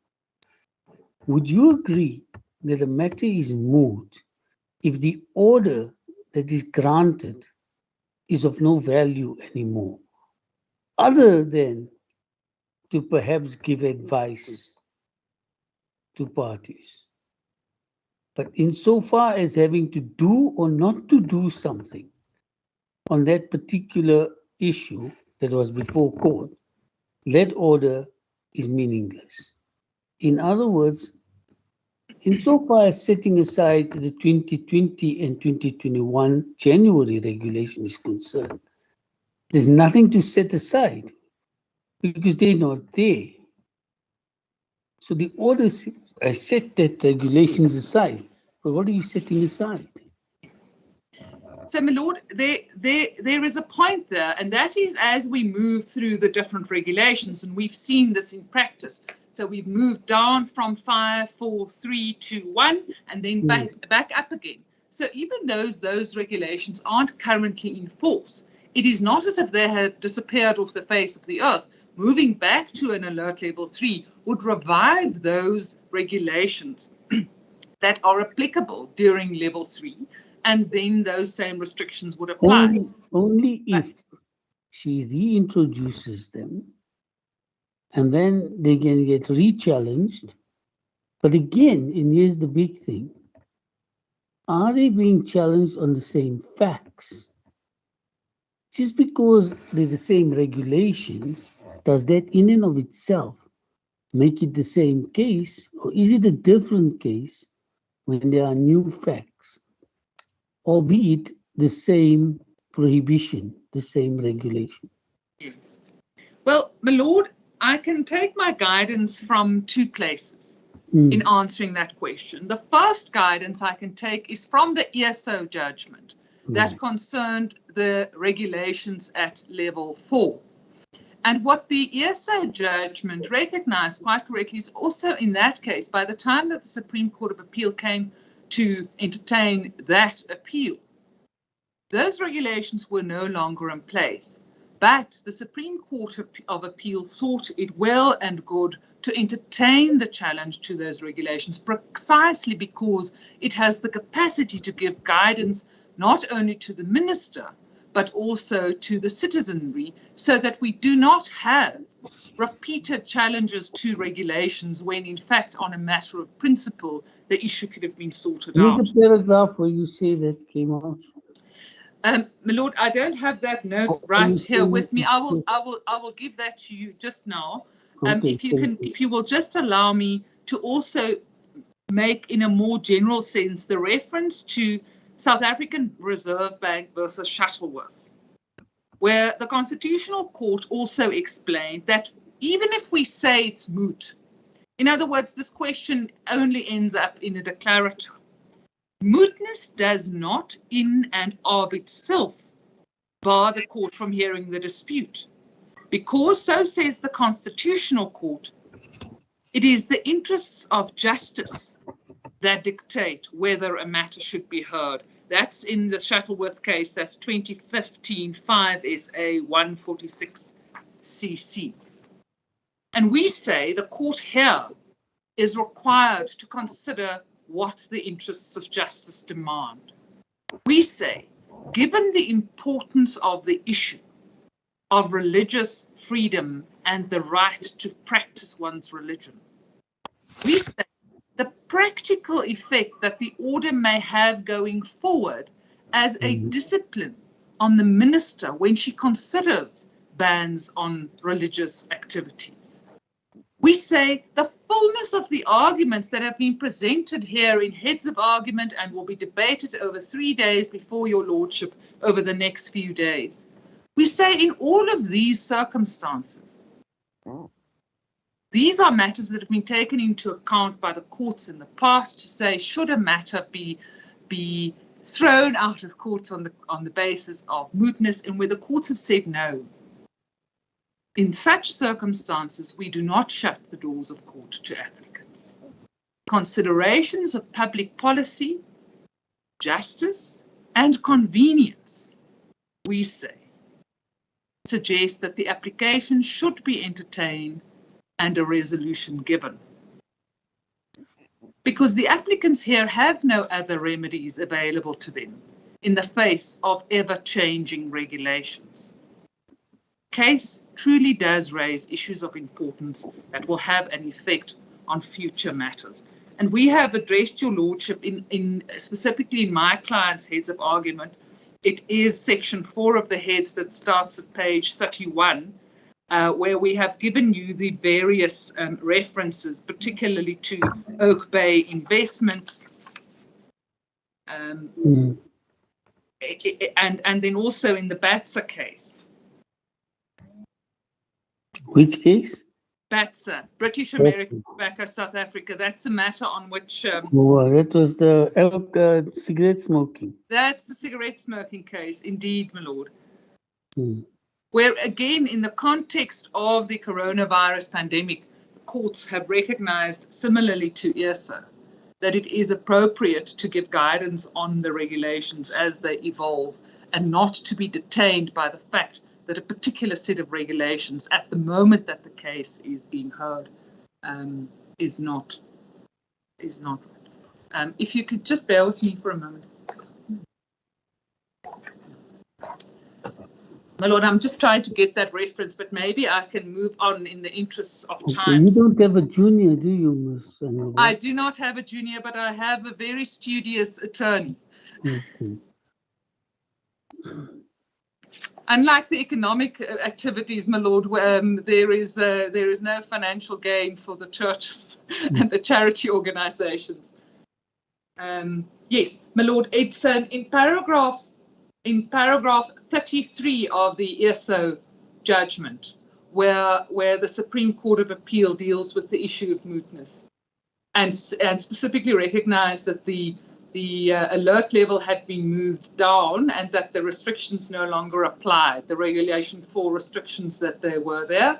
It recognizes that the appellants then argued that the question was moot, and then the court introduces the fact that it does go on and it does in fact engage with the merits rather than be detained by this. Okay. Now, my lord, those for the moment, and as I said, the issue of mootness is also addressed in full in the heads. We don't need to detain your lordship any further on that aspect. The next issue, as promised in the schedule that was proposed this morning, was the it's headed, I think, in the schedule as affidavits in motion proceedings and no record. The real issue here is, sorry, that in the facts in this matter. Assuming you're correct, there is no that they were wrong in not giving you a record. What does that do for this proceedings? Well, my lord, as you understand and as you may have seen, my clients, as the applicants and also the remaining applicants, of course, have the election to seek to compel a record. But they also have the election, as we point out in our heads of argument, not to compel the record. Now, I don't want to tread on the toes of those who come after me who will deal with the question of justification. But if we're going to deal with the question of justification, then it is important to bear in mind that the minister, in her papers, in her answer, accepts, she does not challenge that the ban constitutes a restriction on the religious freedom right. She accepts that. Once she accepts that, then she is right into section 36(1) country. She must then justify the infringement upon religious freedom under section 36. And it is therefore upon her that is the onus to explain why it is appropriate that these bans or restrictions should have been imposed. Now, when she does not produce a record, then she removes for herself the ability to rely on the contents of that record. And in the present case, we say that problem is even greater, particularly since the minister, and I must say, here I am going to focus somewhat on my own client's case, but it does apply across the board in a certain sense. In the case of my clients, what the minister did at the time that she answered the application was to simply say she made bare denials or noted allegations. She did not raise bona fide defenses and bona fide factual disputes. She didn't raise facts. What she did on occasion in the answering affidavit was to say that I've already said this, or I've already answered this in relation to the Muslim Lawyers Association, or I've already answered this in relation to the SANCF. Now,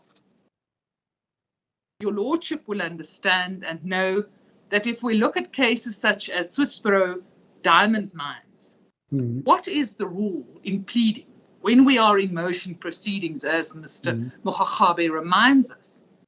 The rule is that if you want to rely on extracts from an annexure to an affidavit, it is your duty as the deponent to point out precisely which of the sections of that annexure it is that you place reliance on. It is not open to you, so says with Swissboro diamond mines, to simply attach swaths of paper and make general reliance on them. Because, so the courts have said, it is not for an opposing party to have to go and work through those swaths of annexures to figure out what it is that you want to rely on. In the present case, it's worse. The affidavits that the minister made cross-reference to in answering my client's application did not even make their way to my clients. In other words, they were not served. She did not say, I'm annexing what I've already said to the others. She simply said that in another application I had said something. In fact, it was fairly late in the day. I think only by around the time that we were preparing heads of argument that we had asked to be provided for copies, with copies of these affidavits. Now, the minister couldn't ever rely on these broad and sweeping references. But even if she could, the simple point is this: the minister has declined, steadfastly declined, to give reasons for her decision. She has steadfastly declined to provide the record that would underpin any of the reasoning as to why she adopted the approach that she did to religious gatherings. And so we and this court are left in the dark. The allegations about the fact that there is nothing that distinguishes the religious gatherings from the, what I will now call the economic gatherings. Because there's no science, there's no reason, there's no rationale, no facts offered by the minister to show why there could be this distinction made, the minister is left in the position that she is unable to discharge the onus that has been placed on her to justify why there were the restrictions. She has also failed to justify, to explain the rationale for the about terms in her approach, where, for example, previously she had not allowed certain economic activities like gyms and casinos, whilst at that time allowing religious activities, and then later deciding that those economic activities can be open, but religious activities had to be banned.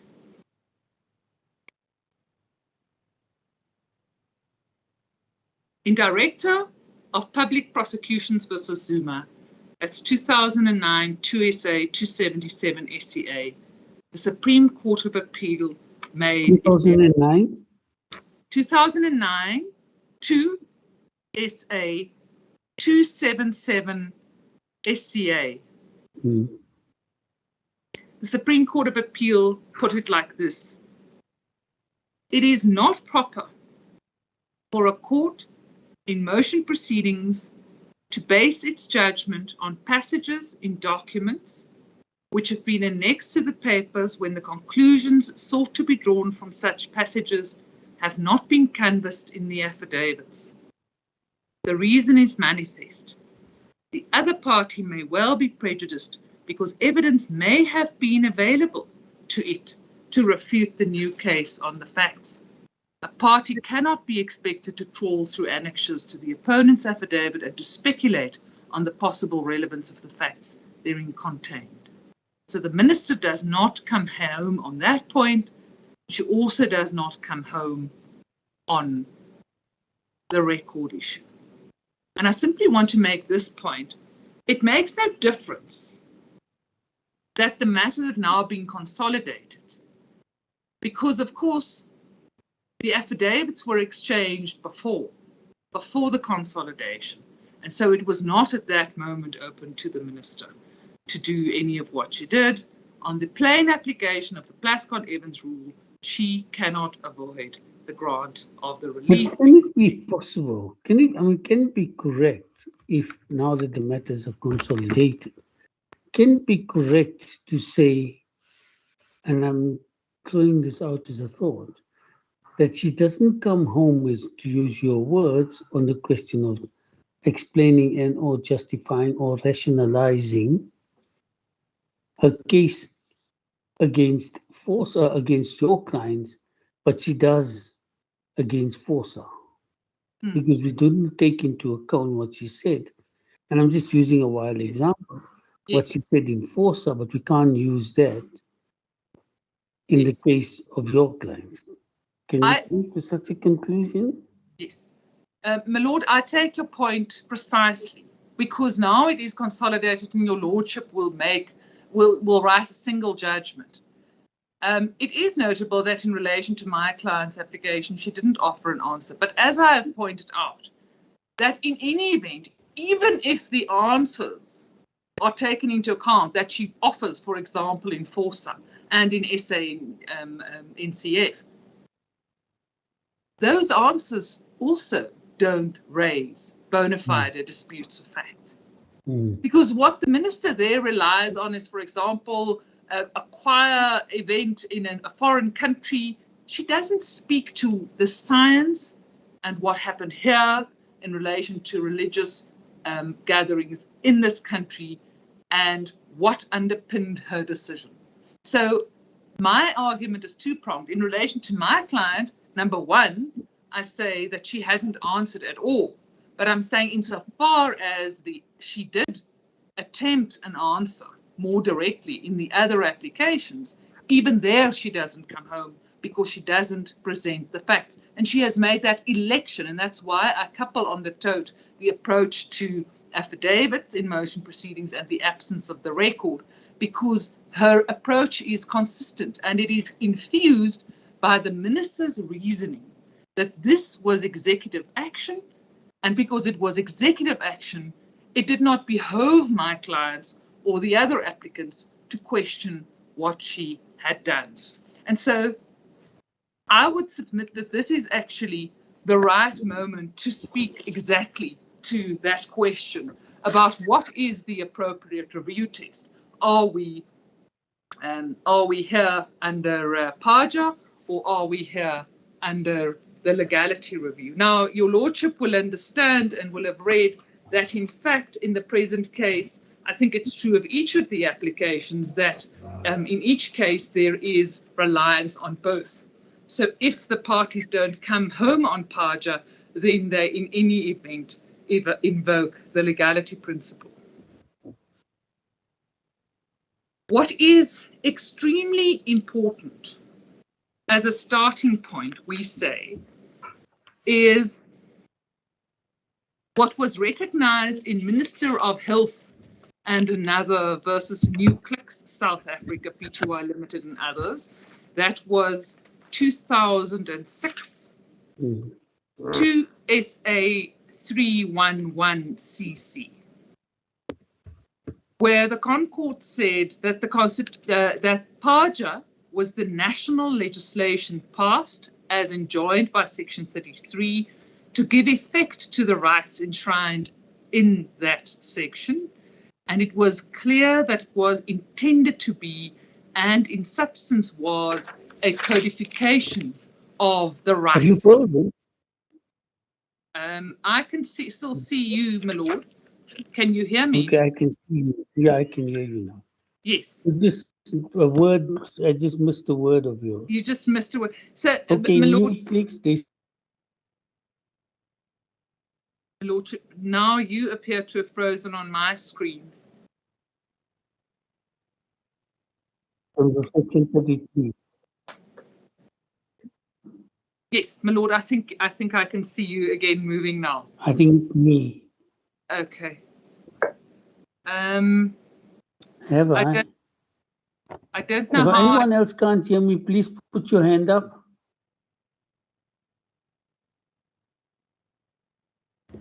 Lord, I'm also putting up my hand. Your lordship comes and goes, and this image is freezing and then becoming clear again. So I think it's not just Ms. Engelbrecht that's having a difficulty, but everybody else. I see Mr. Bode also raised his hand.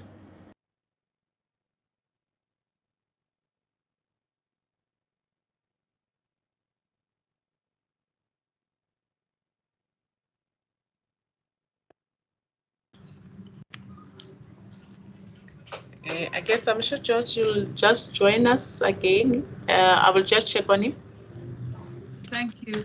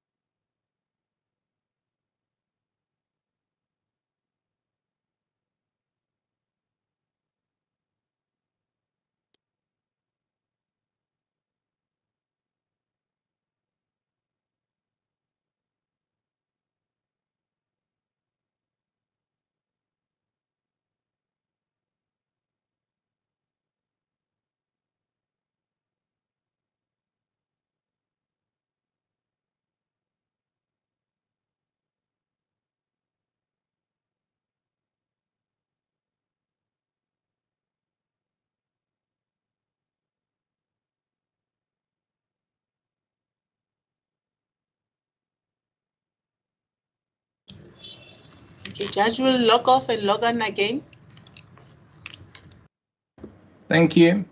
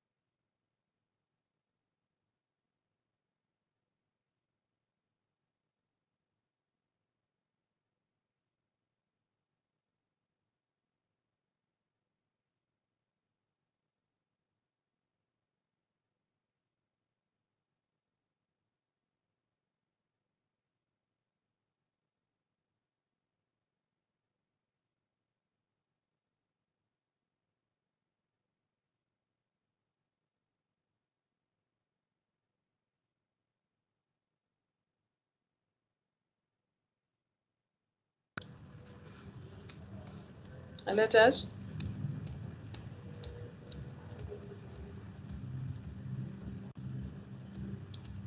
Hello, Judge, can you hear me?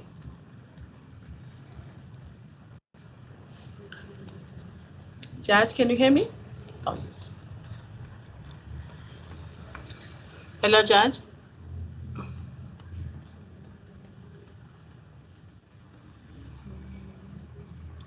Boitumelo, we can hear you. Just Oh, for- yes, I think Judge was in and he logged off. Oh, he's coming in again. Let's admit him.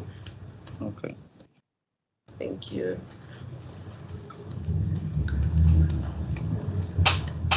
Hello, Judge, can you hear me? Well, you may continue. Okay, thank you. New clicks. Ms. Thank you, my lord. Engelbrecht. Your camera is off, Judge. Thank you, Ms. Engelbrecht. Thank you, as it pleases the court. In the matter Ms. of new, Engelbrecht? can you hear me, my lord? Engelbrecht? Yes, Yes, my I lord. can hear you. Perfect. My lord, in If new, anybody cannot hear me or Ms. Engelbrecht at any time, always.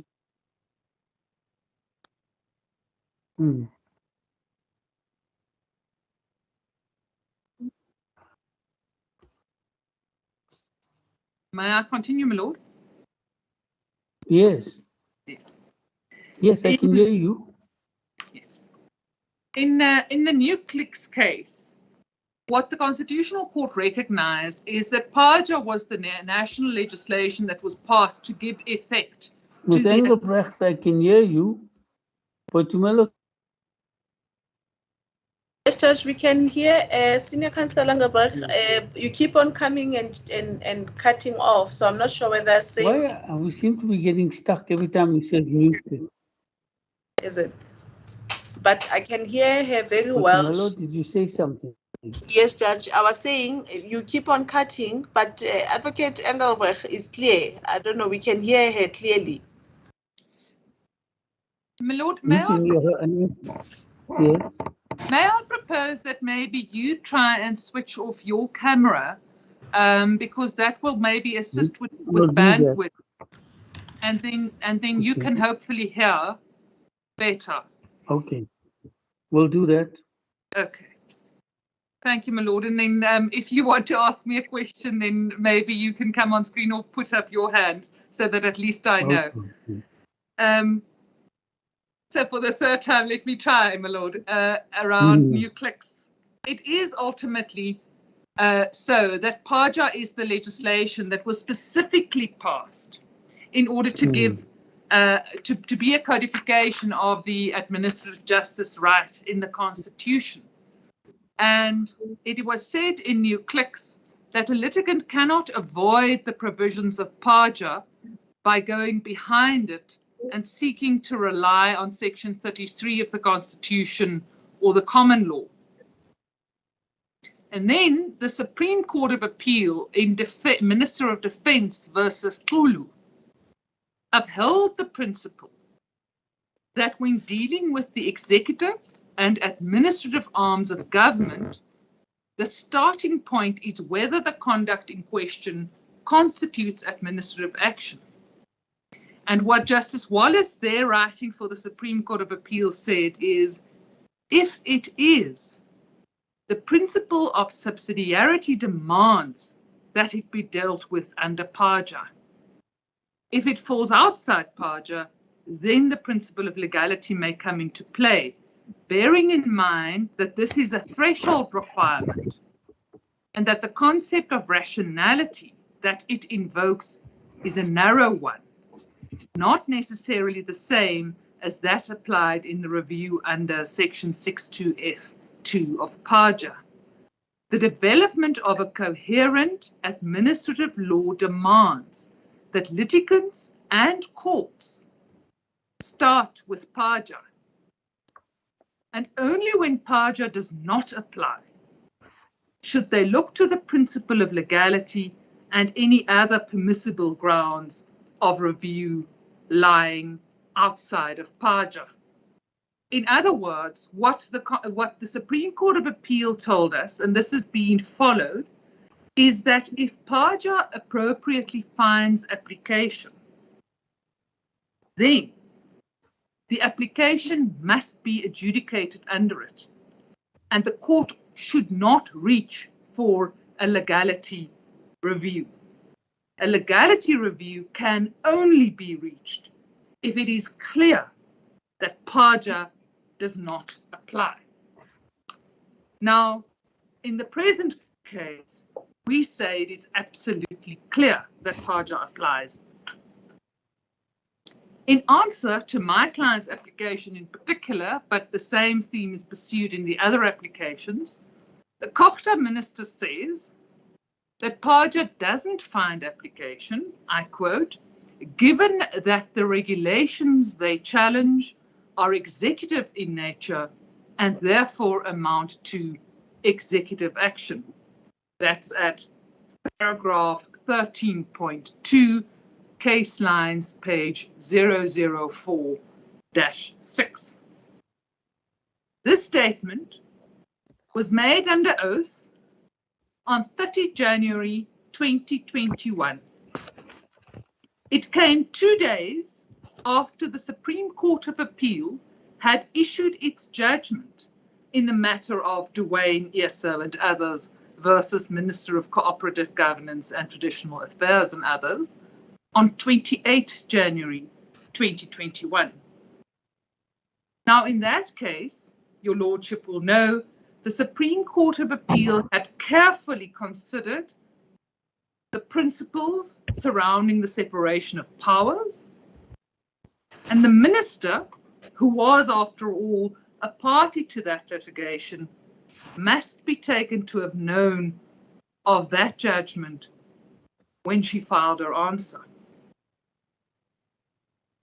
In that judgment, the Supreme Court of Appeal held that regulations made under the Disaster Management Act constitute administrative action. This court is bound by the judgment of the Supreme Court of Appeal, and we say there is no further debate to be had. And just to be clear, more recently, in the judgment again of the Supreme Court of Appeal in the matter of AfriForum versus Minister of Tourism, at paragraph 33, the matter was truly placed beyond doubt. The court said the following: in ESO, this court held that the making of regulations by the Minister of Cooperative Governance and Traditional Affairs in terms of section 27(2) of the Disaster Management Act was administrative action as defined in the PAJA. In this case, it seems to me the same result should follow in respect of an exercise of power that was empowered by those regulations. It strikes me as incongruous and illogical to hold that despite the Minister of Cooperative Governance and Traditional Affairs acting administratively when she made regulations to authorize ministers to make directions, the Minister of Tourism acted executively and not administratively when she exercised that power that had been delegated to her. So we've got ESO and we've got the confirmation then in the tourism case, again, of the principle that it is not the principle of legality that should find application. But if this court differs from us on the applicant's side of the table, then we simply make this submission.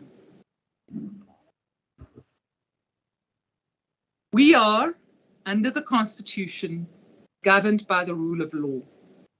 It means that a body exercising public power must act within its powers, lawfully conferred.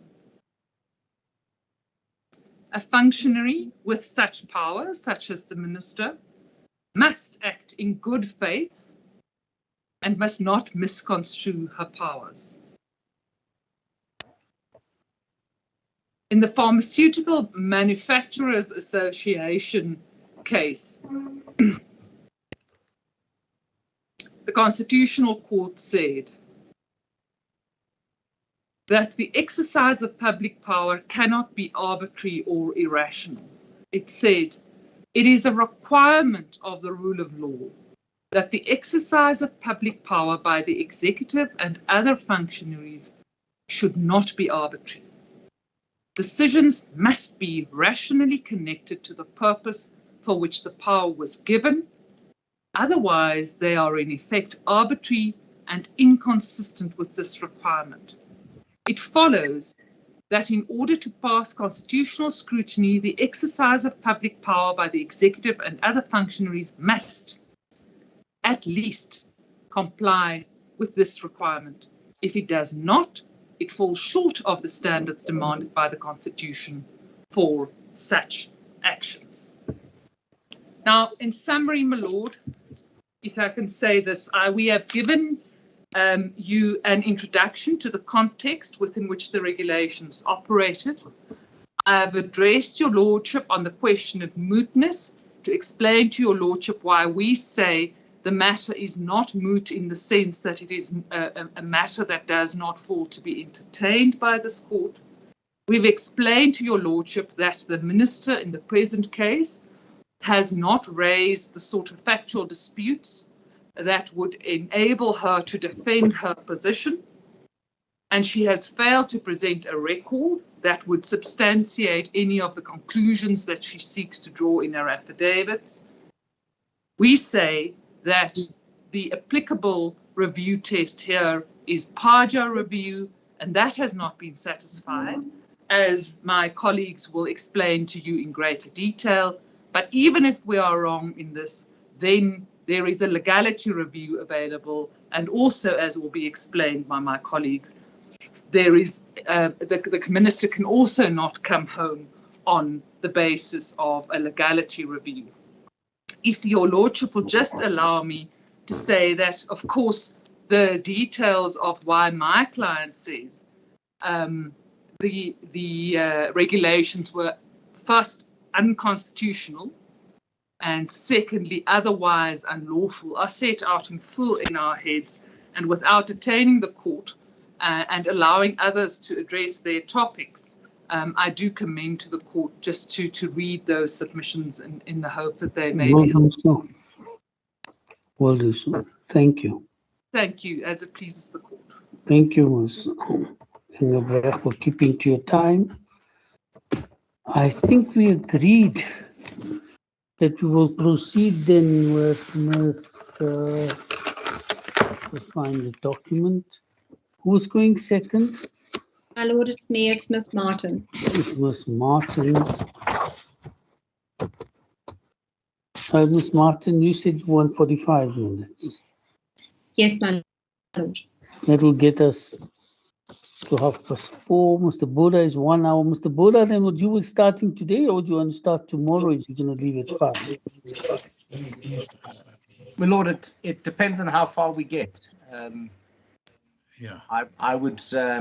I don't mind starting if there's some time left. I will start. Otherwise, I can start tomorrow. It's as your lordship pleases. I can maybe deal with one topic at the outset, depending on how much time. At this rate, tomorrow, if you were to go 11:10, we'd be ready. And if we started early at 11:30, Mr. Yes, that would be fine, my lord. That would be in order. If you start at 10 tomorrow or at 9:30, we'll be done by 11:03. We could possibly be done tomorrow with Mr. Mogachabe. We could even be possibly and reply. Indeed, sir. Okay, let's go on, Miss Martin. Unless you want a 5-minute break, we can start. You can have your 5-minute break because we got enough time. I would be indebted for a 5-minute break. Thank you very much, my lord. We'll get a 5-minute break. Thank you very much. Thank you.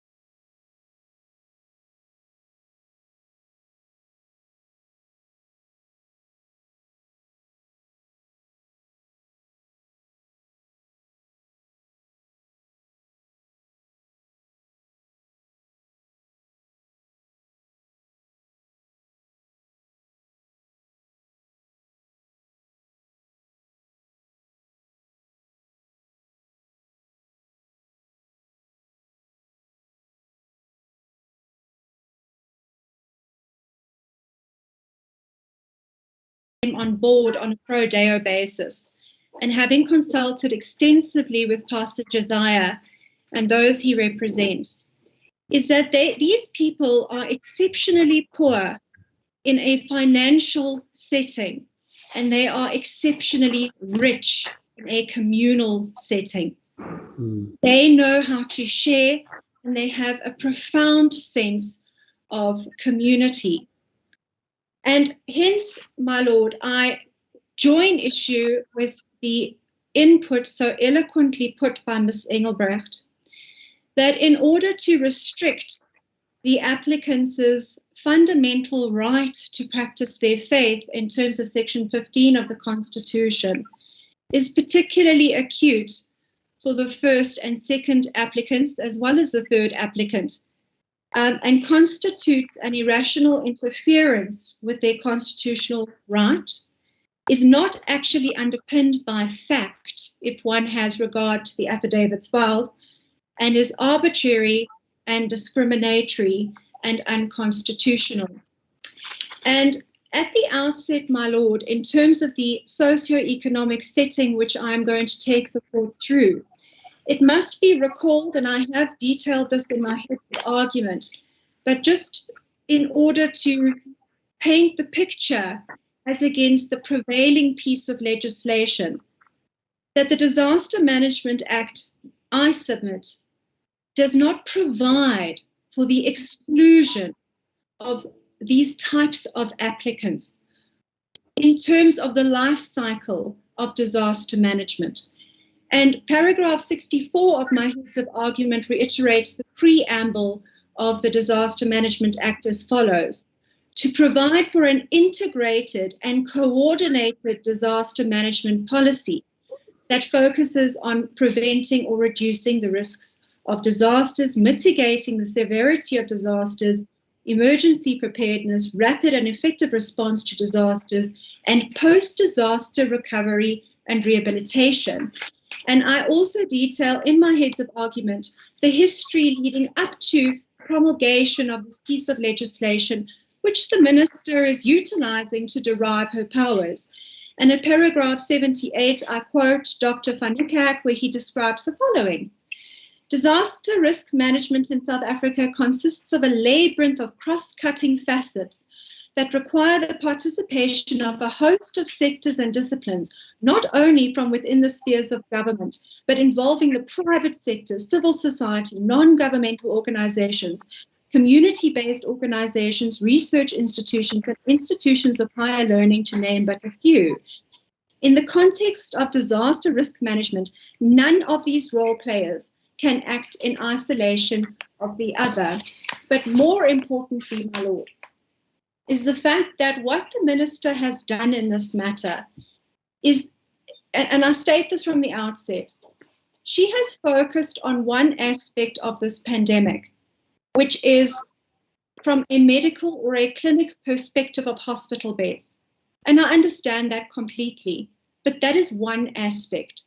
What the applicants say is that there's a far more comprehensive and complex picture of a socio-economic front, which they are dealing with, which they are burdened with on a spiritual and a practical level, and they have been completely excluded from assisting their communities because of the decisions taken by the minister to essentially criminalize faith-based practices. And my Lord, I would submit at the outset that that fundamentally strikes at the heart of what freedom to express religion is actually all about. Because what that does in terms of criminalizing the practice of faith is that it makes the vulnerable even more vulnerable.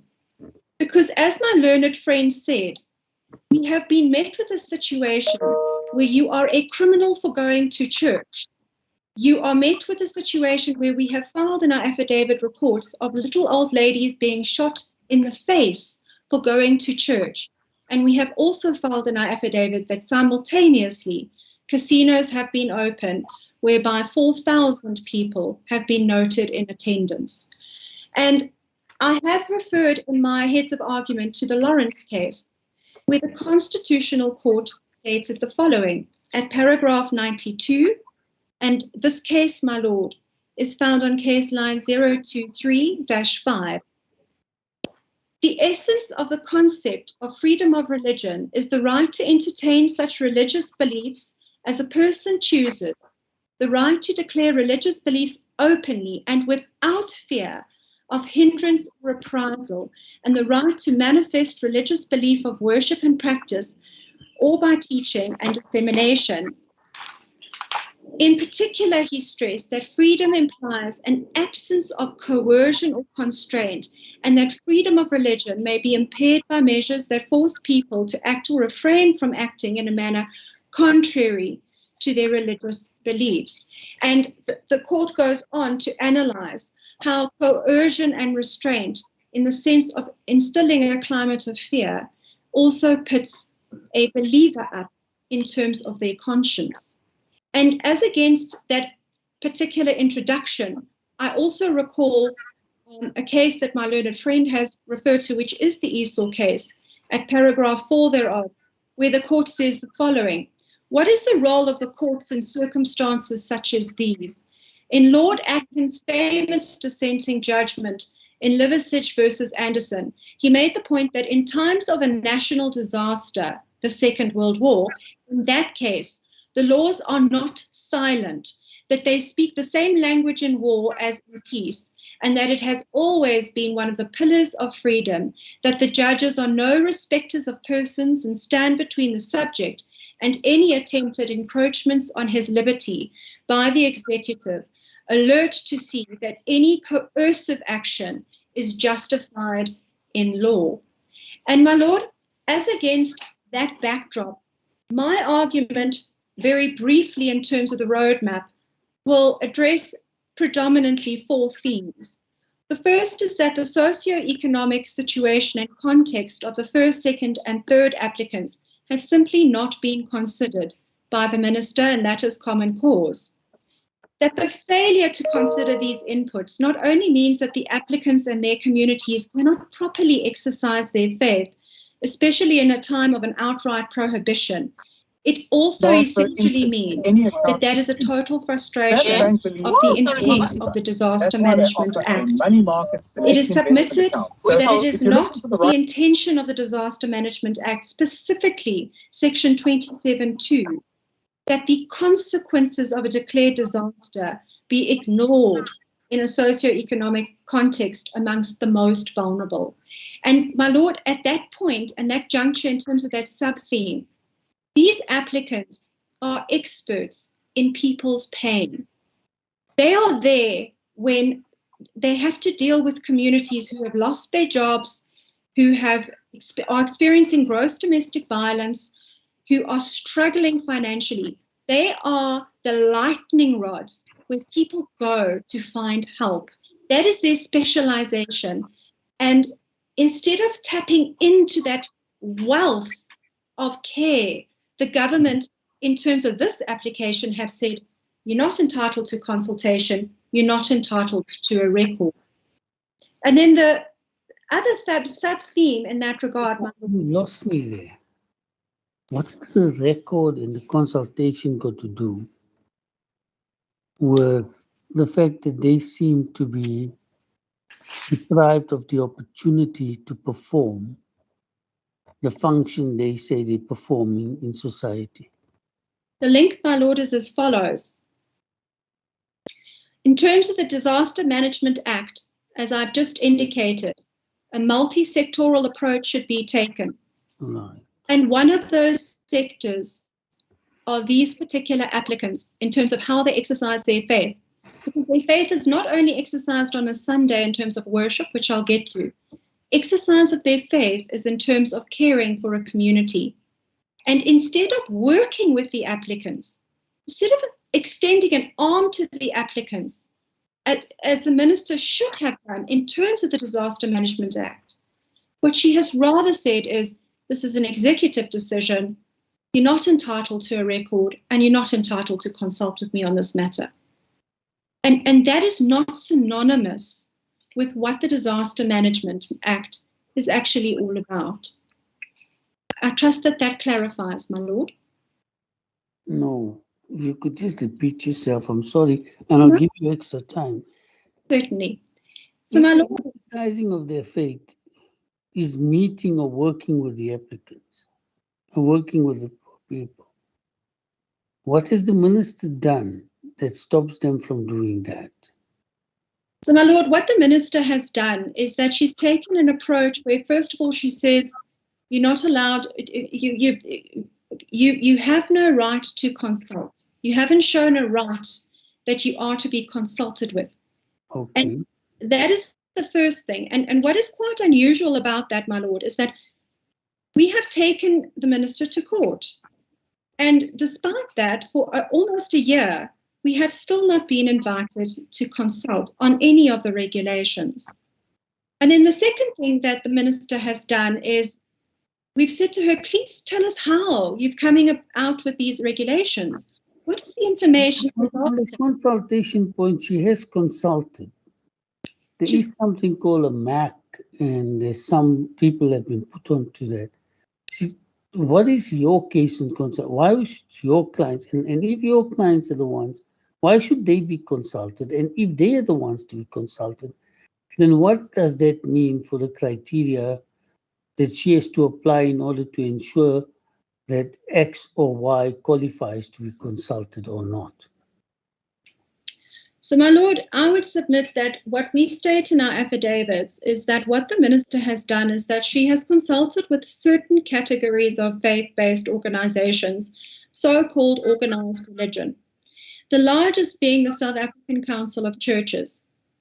And what we say in our affidavit... We also consulted with the Muslim organizations. I'm not sure. We'll deal with that with Mr. Boda. And I think she also consulted with the leaders of the Jewish community, but I'm not sure about that. Or those two. Yes. The point I want to is, what is the criteria she must apply in order to decide who should and should not be consulted? Well, my lord, I would submit that the criteria that she should apply is that if you are expressing a need and a desire and a willingness to consult with the minister, and you are even going so far as to litigate against her on that point, then certainly from February onwards, she could have extended an open invitation to the applicants in that regard, because that is generally that's post the regulations that are being challenged.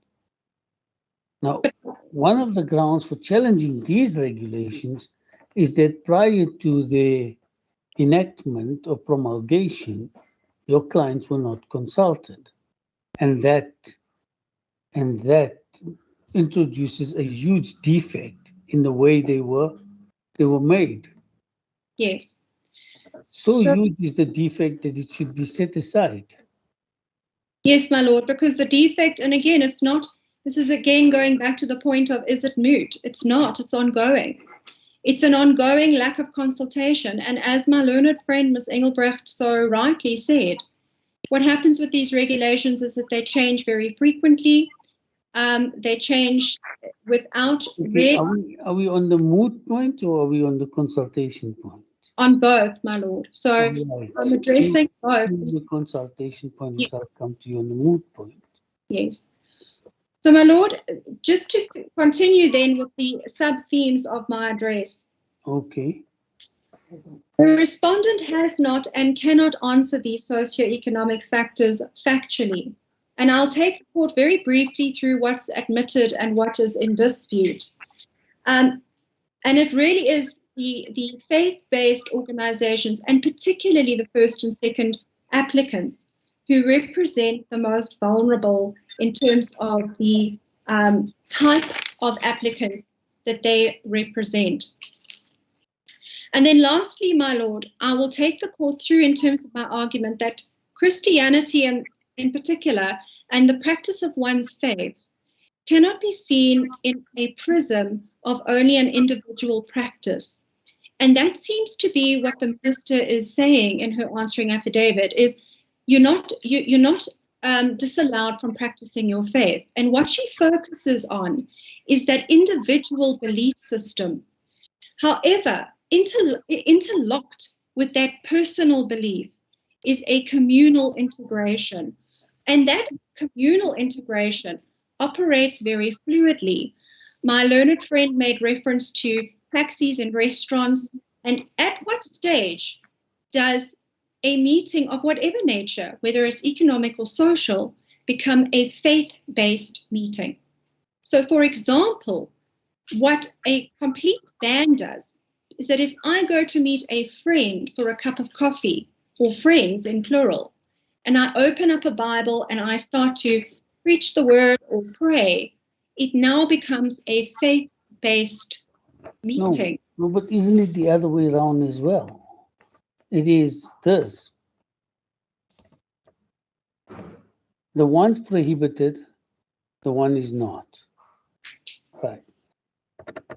Your clients and all the other applicants' concern is that this prohibition is unfair because it's discriminatory, it's irrational, it's illegal, it's unconstitutional. So if they meet in a purely faith-based meeting, they are definitely flouting the law. And that, your client says, should not be allowed to stand. If, on the other hand, they meet in a social setting and then merge that social setting with a faith-based thing, well, then they no longer can fall foul of the law. So if we decide, and this is the question, this is the point made by Ms. Engelbrecht. If I go to a restaurant, she says, and I decide to meet there for prayer, well, then I'm not breaking the law. That's correct. You're not breaking the law. It's a social gathering mixed with a faith-based gathering. Well, then you're not flouting the law. Then there's no problem for you. But if you do it exclusively as faith-based, then you are flouting the law, and that's what your complaint is. If you're using the argument that these two examples show the irrationality of it, in other words, I could pray, but I could pray with someone else and have some cake there and some tea served by a waiter whom we give a tip to, which is now an economic activity, and whom we pay for the service, then it's allowed. But if I don't do that, it's not allowed, and that appears on the face of it to be irrational. That, as I understood, was what Ms. Engelbrecht's argument was, which I seem to see is being your argument. Yes, my lord. So but there's a difference. She's now said, this faith-based meeting has an economic content to it, and I'm allowing economic activities. And there's a reason she does that. She says it's because, and coming back to what you point out about indigent people, I'm afraid and concerned about the growth in unemployment if I continuously attack or prevent or prohibit economic activities, which will only increase the misery and or the suffering of your clients that you talk about. So she's saying, I'm trying to help them at that level, but I can't help them on this one. To me, it sounds rather rational, but, or at least explained, if not rational. Yes, so I don't see how, by comparing the two, you're worse off. You can only say it sounds irrational, but I'm not sure it is. Well, my lord, what we say in our affidavit is we give another example in pursuance to what Ms. Engelbrecht has said, as well as to my lord, who has succinctly joined the arguments. We give an example that during the hard lockdown, in the sense of when it was prohibited over the Christmas period, Antioch were provided with an input from the police of, if you get us a letter that you are holding a conference, you can meet. You can meet in your church and you can worship, provided that it falls under the auspices of an economic conference. Right. And this is the difficulty. And I would also just like to submit in that regard, as just on the tail end, is that this morning's argument between the Ministers' Council and Forces Council was very interesting, in the sense that the Ministers' Council took the view that the June-July regulations pertain to looting, and a call for prayer pertaining to the looting in June, July. And it was our actual interpretation of those regulations at the time that they pertain to faith-based meetings.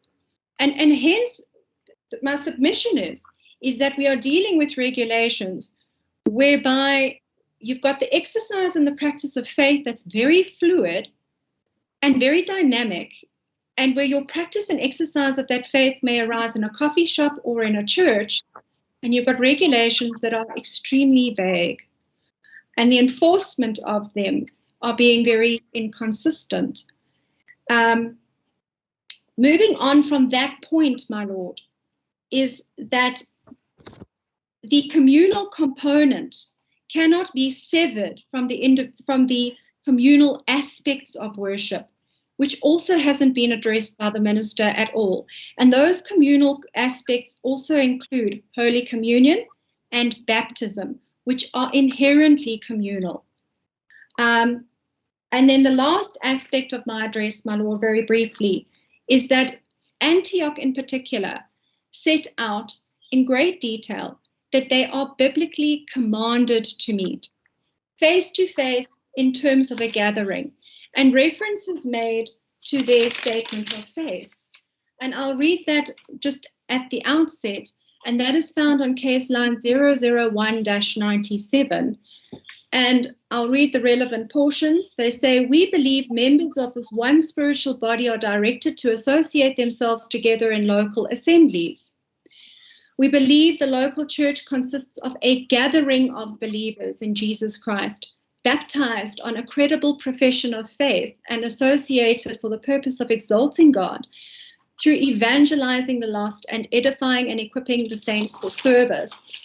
We believe that Sunday is the Lord's Day, in which we gather for corporate worship in the name of our Savior, who rose on the first day of the week. We believe that the Lord Jesus Christ has committed two ordinances to the church, baptism and the Lord's Supper. And once again, the minister is silent with regards to these biblical commands provided to Christians in terms of the practice of their faith. And hence, the argument in answer that an outright prohibition means that we can still exercise our faith it just doesn't marry with what the real situation is. Then, my Lord, to get to the main meat of my argument, and that is the actual socio-economic climate, particularly of the first and second applicants in terms of which they operate. These are applicants, my Lord, who set out in the affidavit, and that's case line 001-46, paragraph 20, who operate in a climate of crime, extreme poverty, high unemployment, gangsterism, drugs, teen pregnancy, gross domestic violence, child neglect, elder abuse, child-headed households, and gross sexual abuse. And the church is not operating in isolation from these factors. Specific congregants who are the most vulnerable are identified and assisted in practical ways, and we give great detail in that regard. This includes relational brokenness. The churches are operating as places of safety. They render ongoing mentorship to the youth who do not have father figures. They've identified no less than 50 children within their immediate community who are in chronic need, and where these children are provided with food by the applicants, where it's the only meal that they get. In terms of what to do with faith-based gathering? Sorry, my Lord? What's it to do with faith-based gathering? In other words, people getting food, parcels, children coming there for refuge, people suffering other kinds of abuse coming for refuge. Well, my Lord, How's that linked to the faith-based gathering? Because, my Lord, what happens is, and we set this out in our founding papers, that most of these programs operate on a Sunday when they are worshipping. So in other words, and again, you can't separate them out. You can't say you can have your food kitchen, and you can operate in terms of poverty alleviation or crime prevention, but don't come to church on a Sunday and worship. Because what inevitably happens, and the pastors have signed affidavits in this regard, is that practically speaking, they will be worshipping on a Sunday and someone will pull them aside to say, my husband is abusing me, or I need help with food. It's that worship, it's that meeting on a Sunday that renders an opportunity, an inroad for a vulnerable, unseen person to actually seek help and assistance. And the difficulty with the way that the regulations have been drafted and crafted is that they aim to actually address so-called middle-class churches who have access to Zoom and Teams. And the first and second applicants in particular represent entire communities where that is just not feasible. And this is why it is incumbent upon the minister to properly consult, because these people are unseen and these people are unheard. And can I ask you to put yourself in the shoes of the minister and just put yourself a few minutes, a few days, a few weeks before you're now facing this crisis. And now you need to consult. And now she needs to consult a number of people and to make this decision. How does she know that she's going to consult your clients before she decides to make these regulations? Well, my lord, give her an indication that she had to consult or has to consult with your clients. Well, my lord, there's a distinction between prior to the launch of the urgent and the event. No, prior to the making of the regulations. Of course, then you launch the urgent, then it becomes slightly different. Yeah. By then, she's already made the regulations. So in your argument, she's already acted unconstitutionally. Yes, or ma'am. illegally. Yes. So if she wants to avoid acting illegally or unconstitutionally, she needs to know, look, I have to consult with your clients, SANCF, and the other 3 persons. Now, how does she know that? How does she know that she's got to do this? Otherwise, whatever else she does becomes nugatory, will be useless. It will be reviewed and set aside. How does she get to know who in particular? The question's really harping or getting down to which particular individuals or how does she have identified themselves as relevant or groups, and where does she start and where does she stop? What criteria is she supposed to utilize to determine that persons A and they require consultation, but persons B don't? Well, my lord, I would submit in this particular context, what is relevant is that in the SANCF's instance, they are actually recognized by the Council of Religious Rights as an organization fighting for certain religious rights for the poorest of the poor. So they're already on a government database. In terms of Antioch, what their affidavit evidences is that prior to the the December lockdown in terms of a total ban, they had written no less than 2 letters to government saying, please, can we just discuss this with you? And I would submit, my lord, that in terms of regulations that make gross infringements and inroads into the exercise of faith, that when you have organizations that are writing and are being placed on databases, Pastor Josiah attaches all sorts of SMSs. He had actually managed to find someone in the minister's office saying, please, I want to consult with you. And they were ignored. And what is even more alarming, my lord, is that that's prior to the urgent application. What happens subsequent to the urgent application is that once again, there's this stance adopted by the minister, which is, it's actually extremely sad, which is that it's an executive decision. You're not entitled to reasons. You're not entitled to consult. That's that. It's almost patronizing. And And I say that with respect to the minister. You know, these are people, particularly the applicants I represent, who have tried to avoid litigation and who have really, even in terms of the tone of their application, they're saying, give us guidance. Just give us guidance. Just don't let this happen again. And that's really the heart motive with our particular applicants, my Lord. And my Lord, getting back to the main crux of those socioeconomic factors, they are all admitted. Every last socioeconomic factor that I have just stated, including the way in which the applicants are trying to manage the socioeconomic fallout, are admitted by the minister. In fact, there's only one fact that is disputed, and that is pastor and congregational suicide, where the minister indicates that there's just a bold denial. And what's fascinating about that is that their own consultation with the South African Council of Churches, and this is found at case 9012-493 at paragraph 8, where the South African Council of Churches warned them, the minister, of a prevalence, a pandemic of its own, which is of suicide. So I would submit, my Lord, and this was, again, it links back to Ms. Engelbrecht's submissions. The minister's filed affidavit, she hasn't even applied her mind, I would submit, to annexures which actually disagree with what she's saying under oath in a matter that requires a degree of sensitivity on all fronts. And my Lord, just to move on from that regard, in terms of the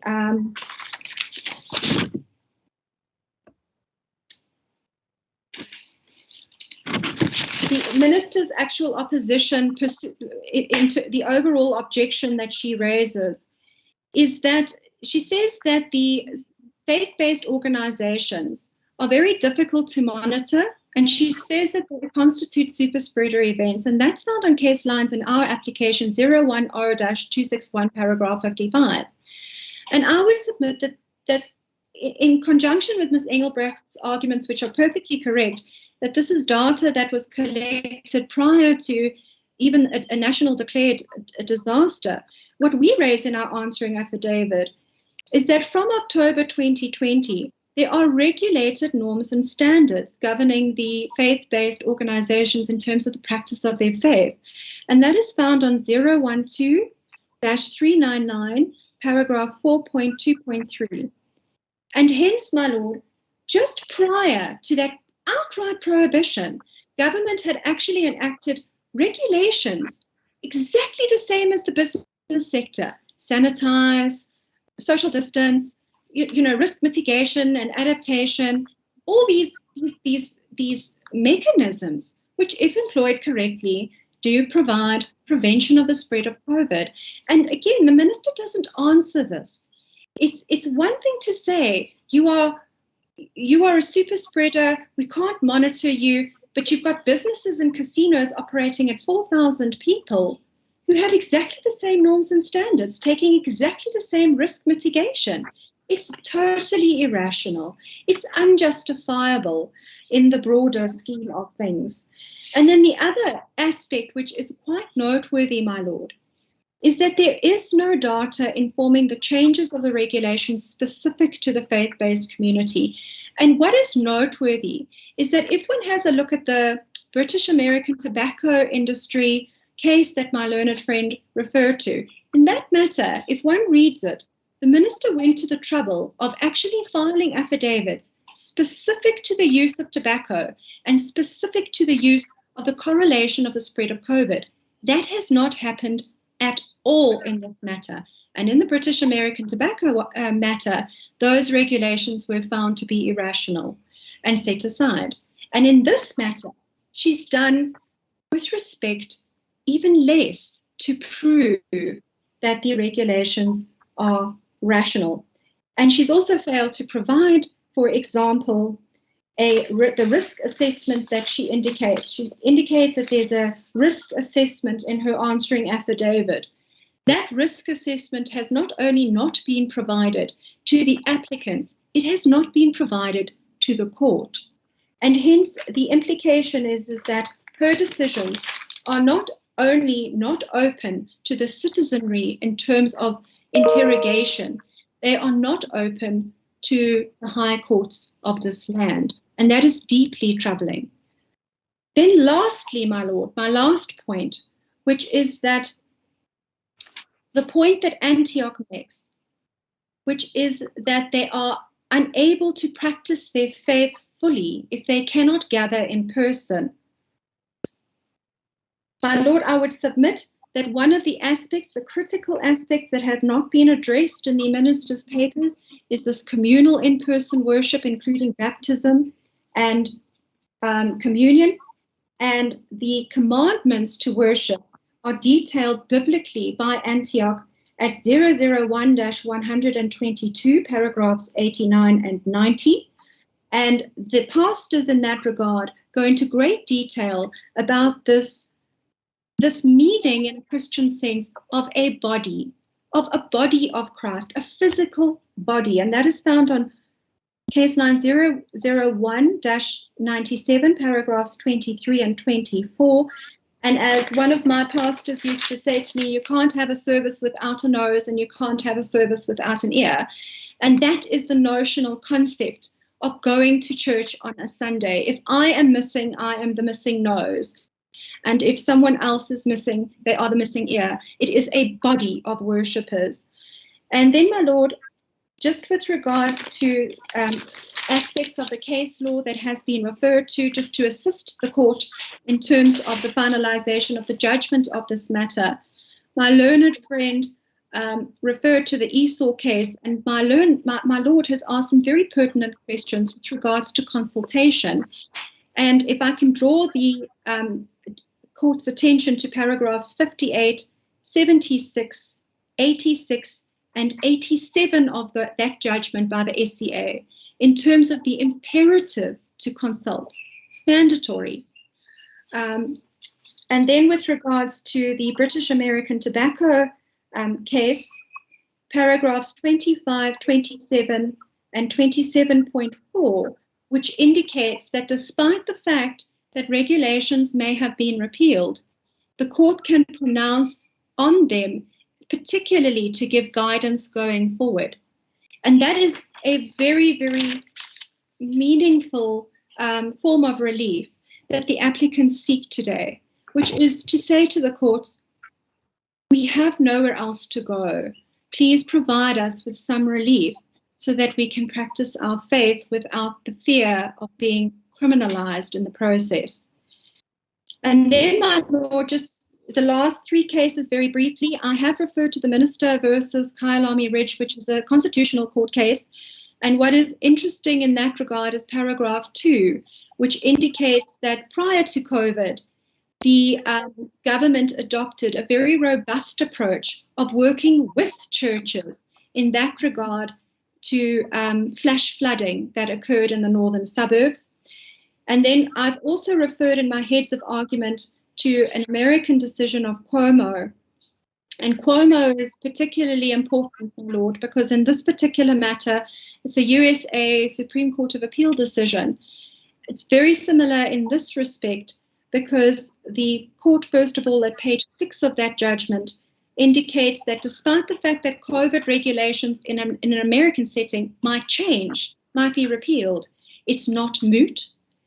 And at page 5, they indicated that a total ban would be unconstitutional on the basis that Christians could not participate in communal aspects of worship, such as communion and baptism.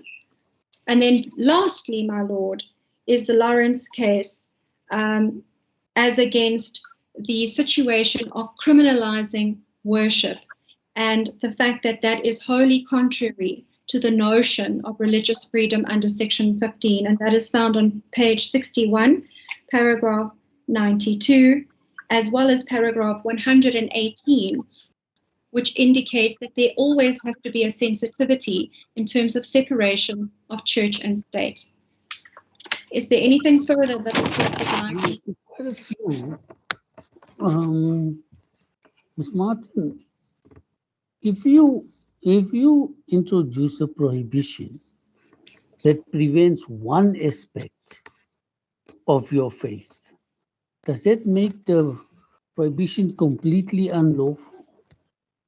So let's assume the prohibition prevents, not we know it, the prohibition prevents you from meeting, but it doesn't prevent you from praying on your own and in your home or where else. If the prohibition prevents you from meeting for communion purposes, does that automatically make it completely unlawful? Was she supposed to say you're only allowed to meet for communion purposes? In other words, was she supposed to go more detailed into the practice of the religion and say which ones she should be allowing and which ones she should not be allowing? A similar example I could ask Mr. Boda. If she says, must she say that I will allow no faith-based gatherings except the Friday afternoon reading of the namaz? Mr. Boda will answer it when it's his time. Well, first of all, my lord, just to answer your question from my perspective, I would submit that the difficulty is that what they're actually prohibiting is the most important aspects of the exercise of faith. And that is what all... Isn't the most important aspects of the exercise of faith is meditative prayer?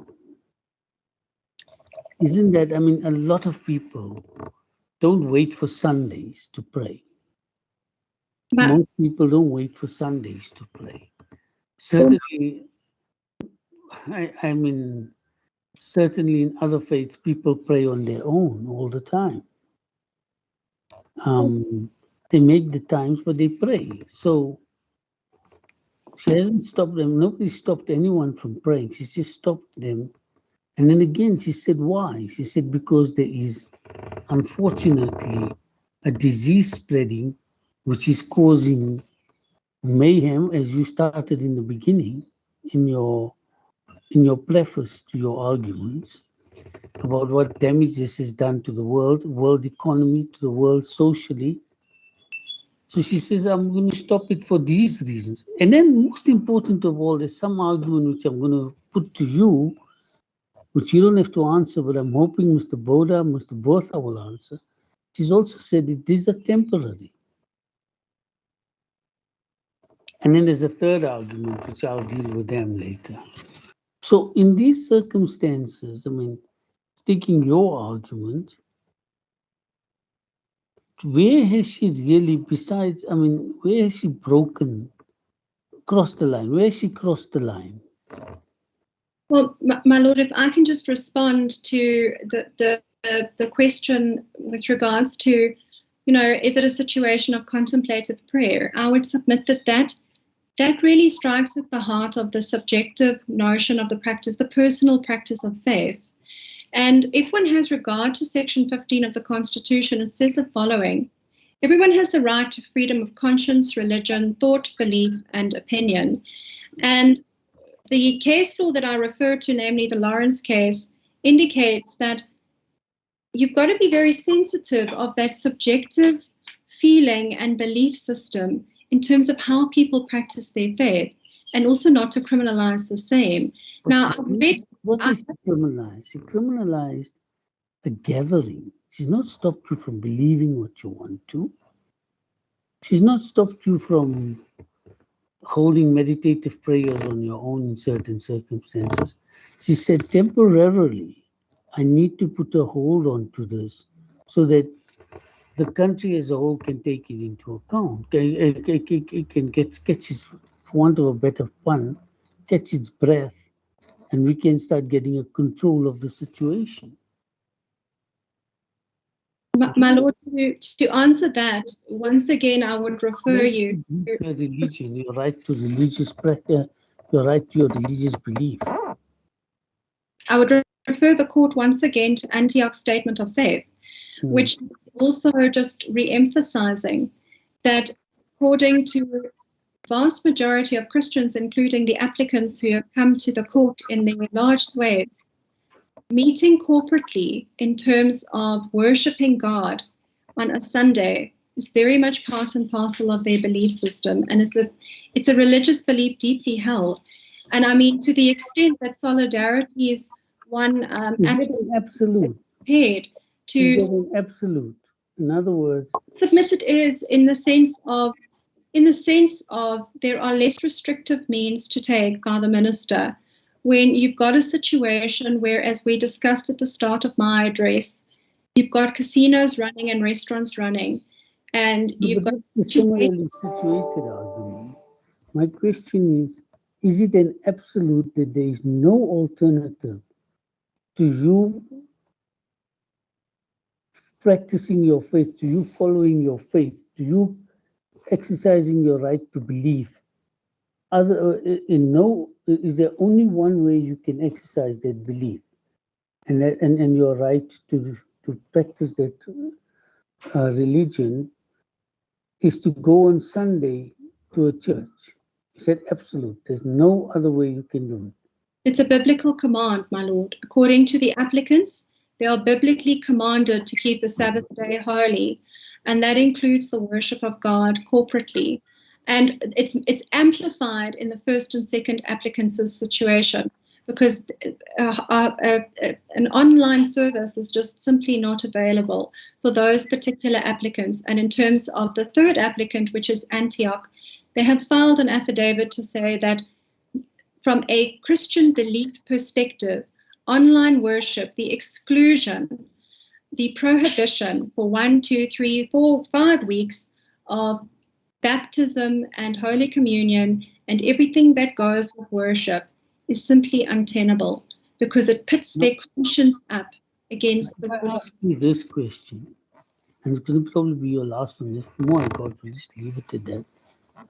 The South African Council of Churches gets consulted and are quite happy with the decision taken. Either they were party to it or they just thought, we don't know why they didn't challenge it. As Ms. Engelbrecht said, we should stop speculating. But they were consulted. And assuming they did put up the points you've put up, and the minister says, thank you, I've now heard you, and now I've still made the decision you're prohibited. And they haven't brought in an application. And they constitute what you call organized religion, the large majority of organized religion. What benefit or what advantage does that give to the minister? In her case, they've done as much as I could possibly do in the circumstances, and yet have to go ahead and carry out my duty to protect society from this pernicious disease that is threatening lives as well as livelihoods. My lord, I would submit that the minister has some serious difficulty in that regard, because what the minister does in her answering affidavit is she says, we consulted with our faith-based organizations and everyone was happy. Everyone was okay. And what we've attached in our reply, which is found on case line 012-491, is an open letter over January 25th, 2021, which is wholly contrary to that input, stated under oath by the minister.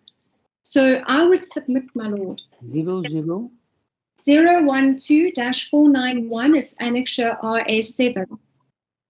So I would submit, my lord, that this is a particular situation where government, there's a lot of smoke and mirrors, and unfortunately there's a situation where the annexures do not quite marry up with what the minister has stated. And that is even more alarming, is that we as the applicants are sitting with a situation where they are feeling like their Section 15 right has been grossly violated. And it's not as if we've been met with a meaty, weighty answer.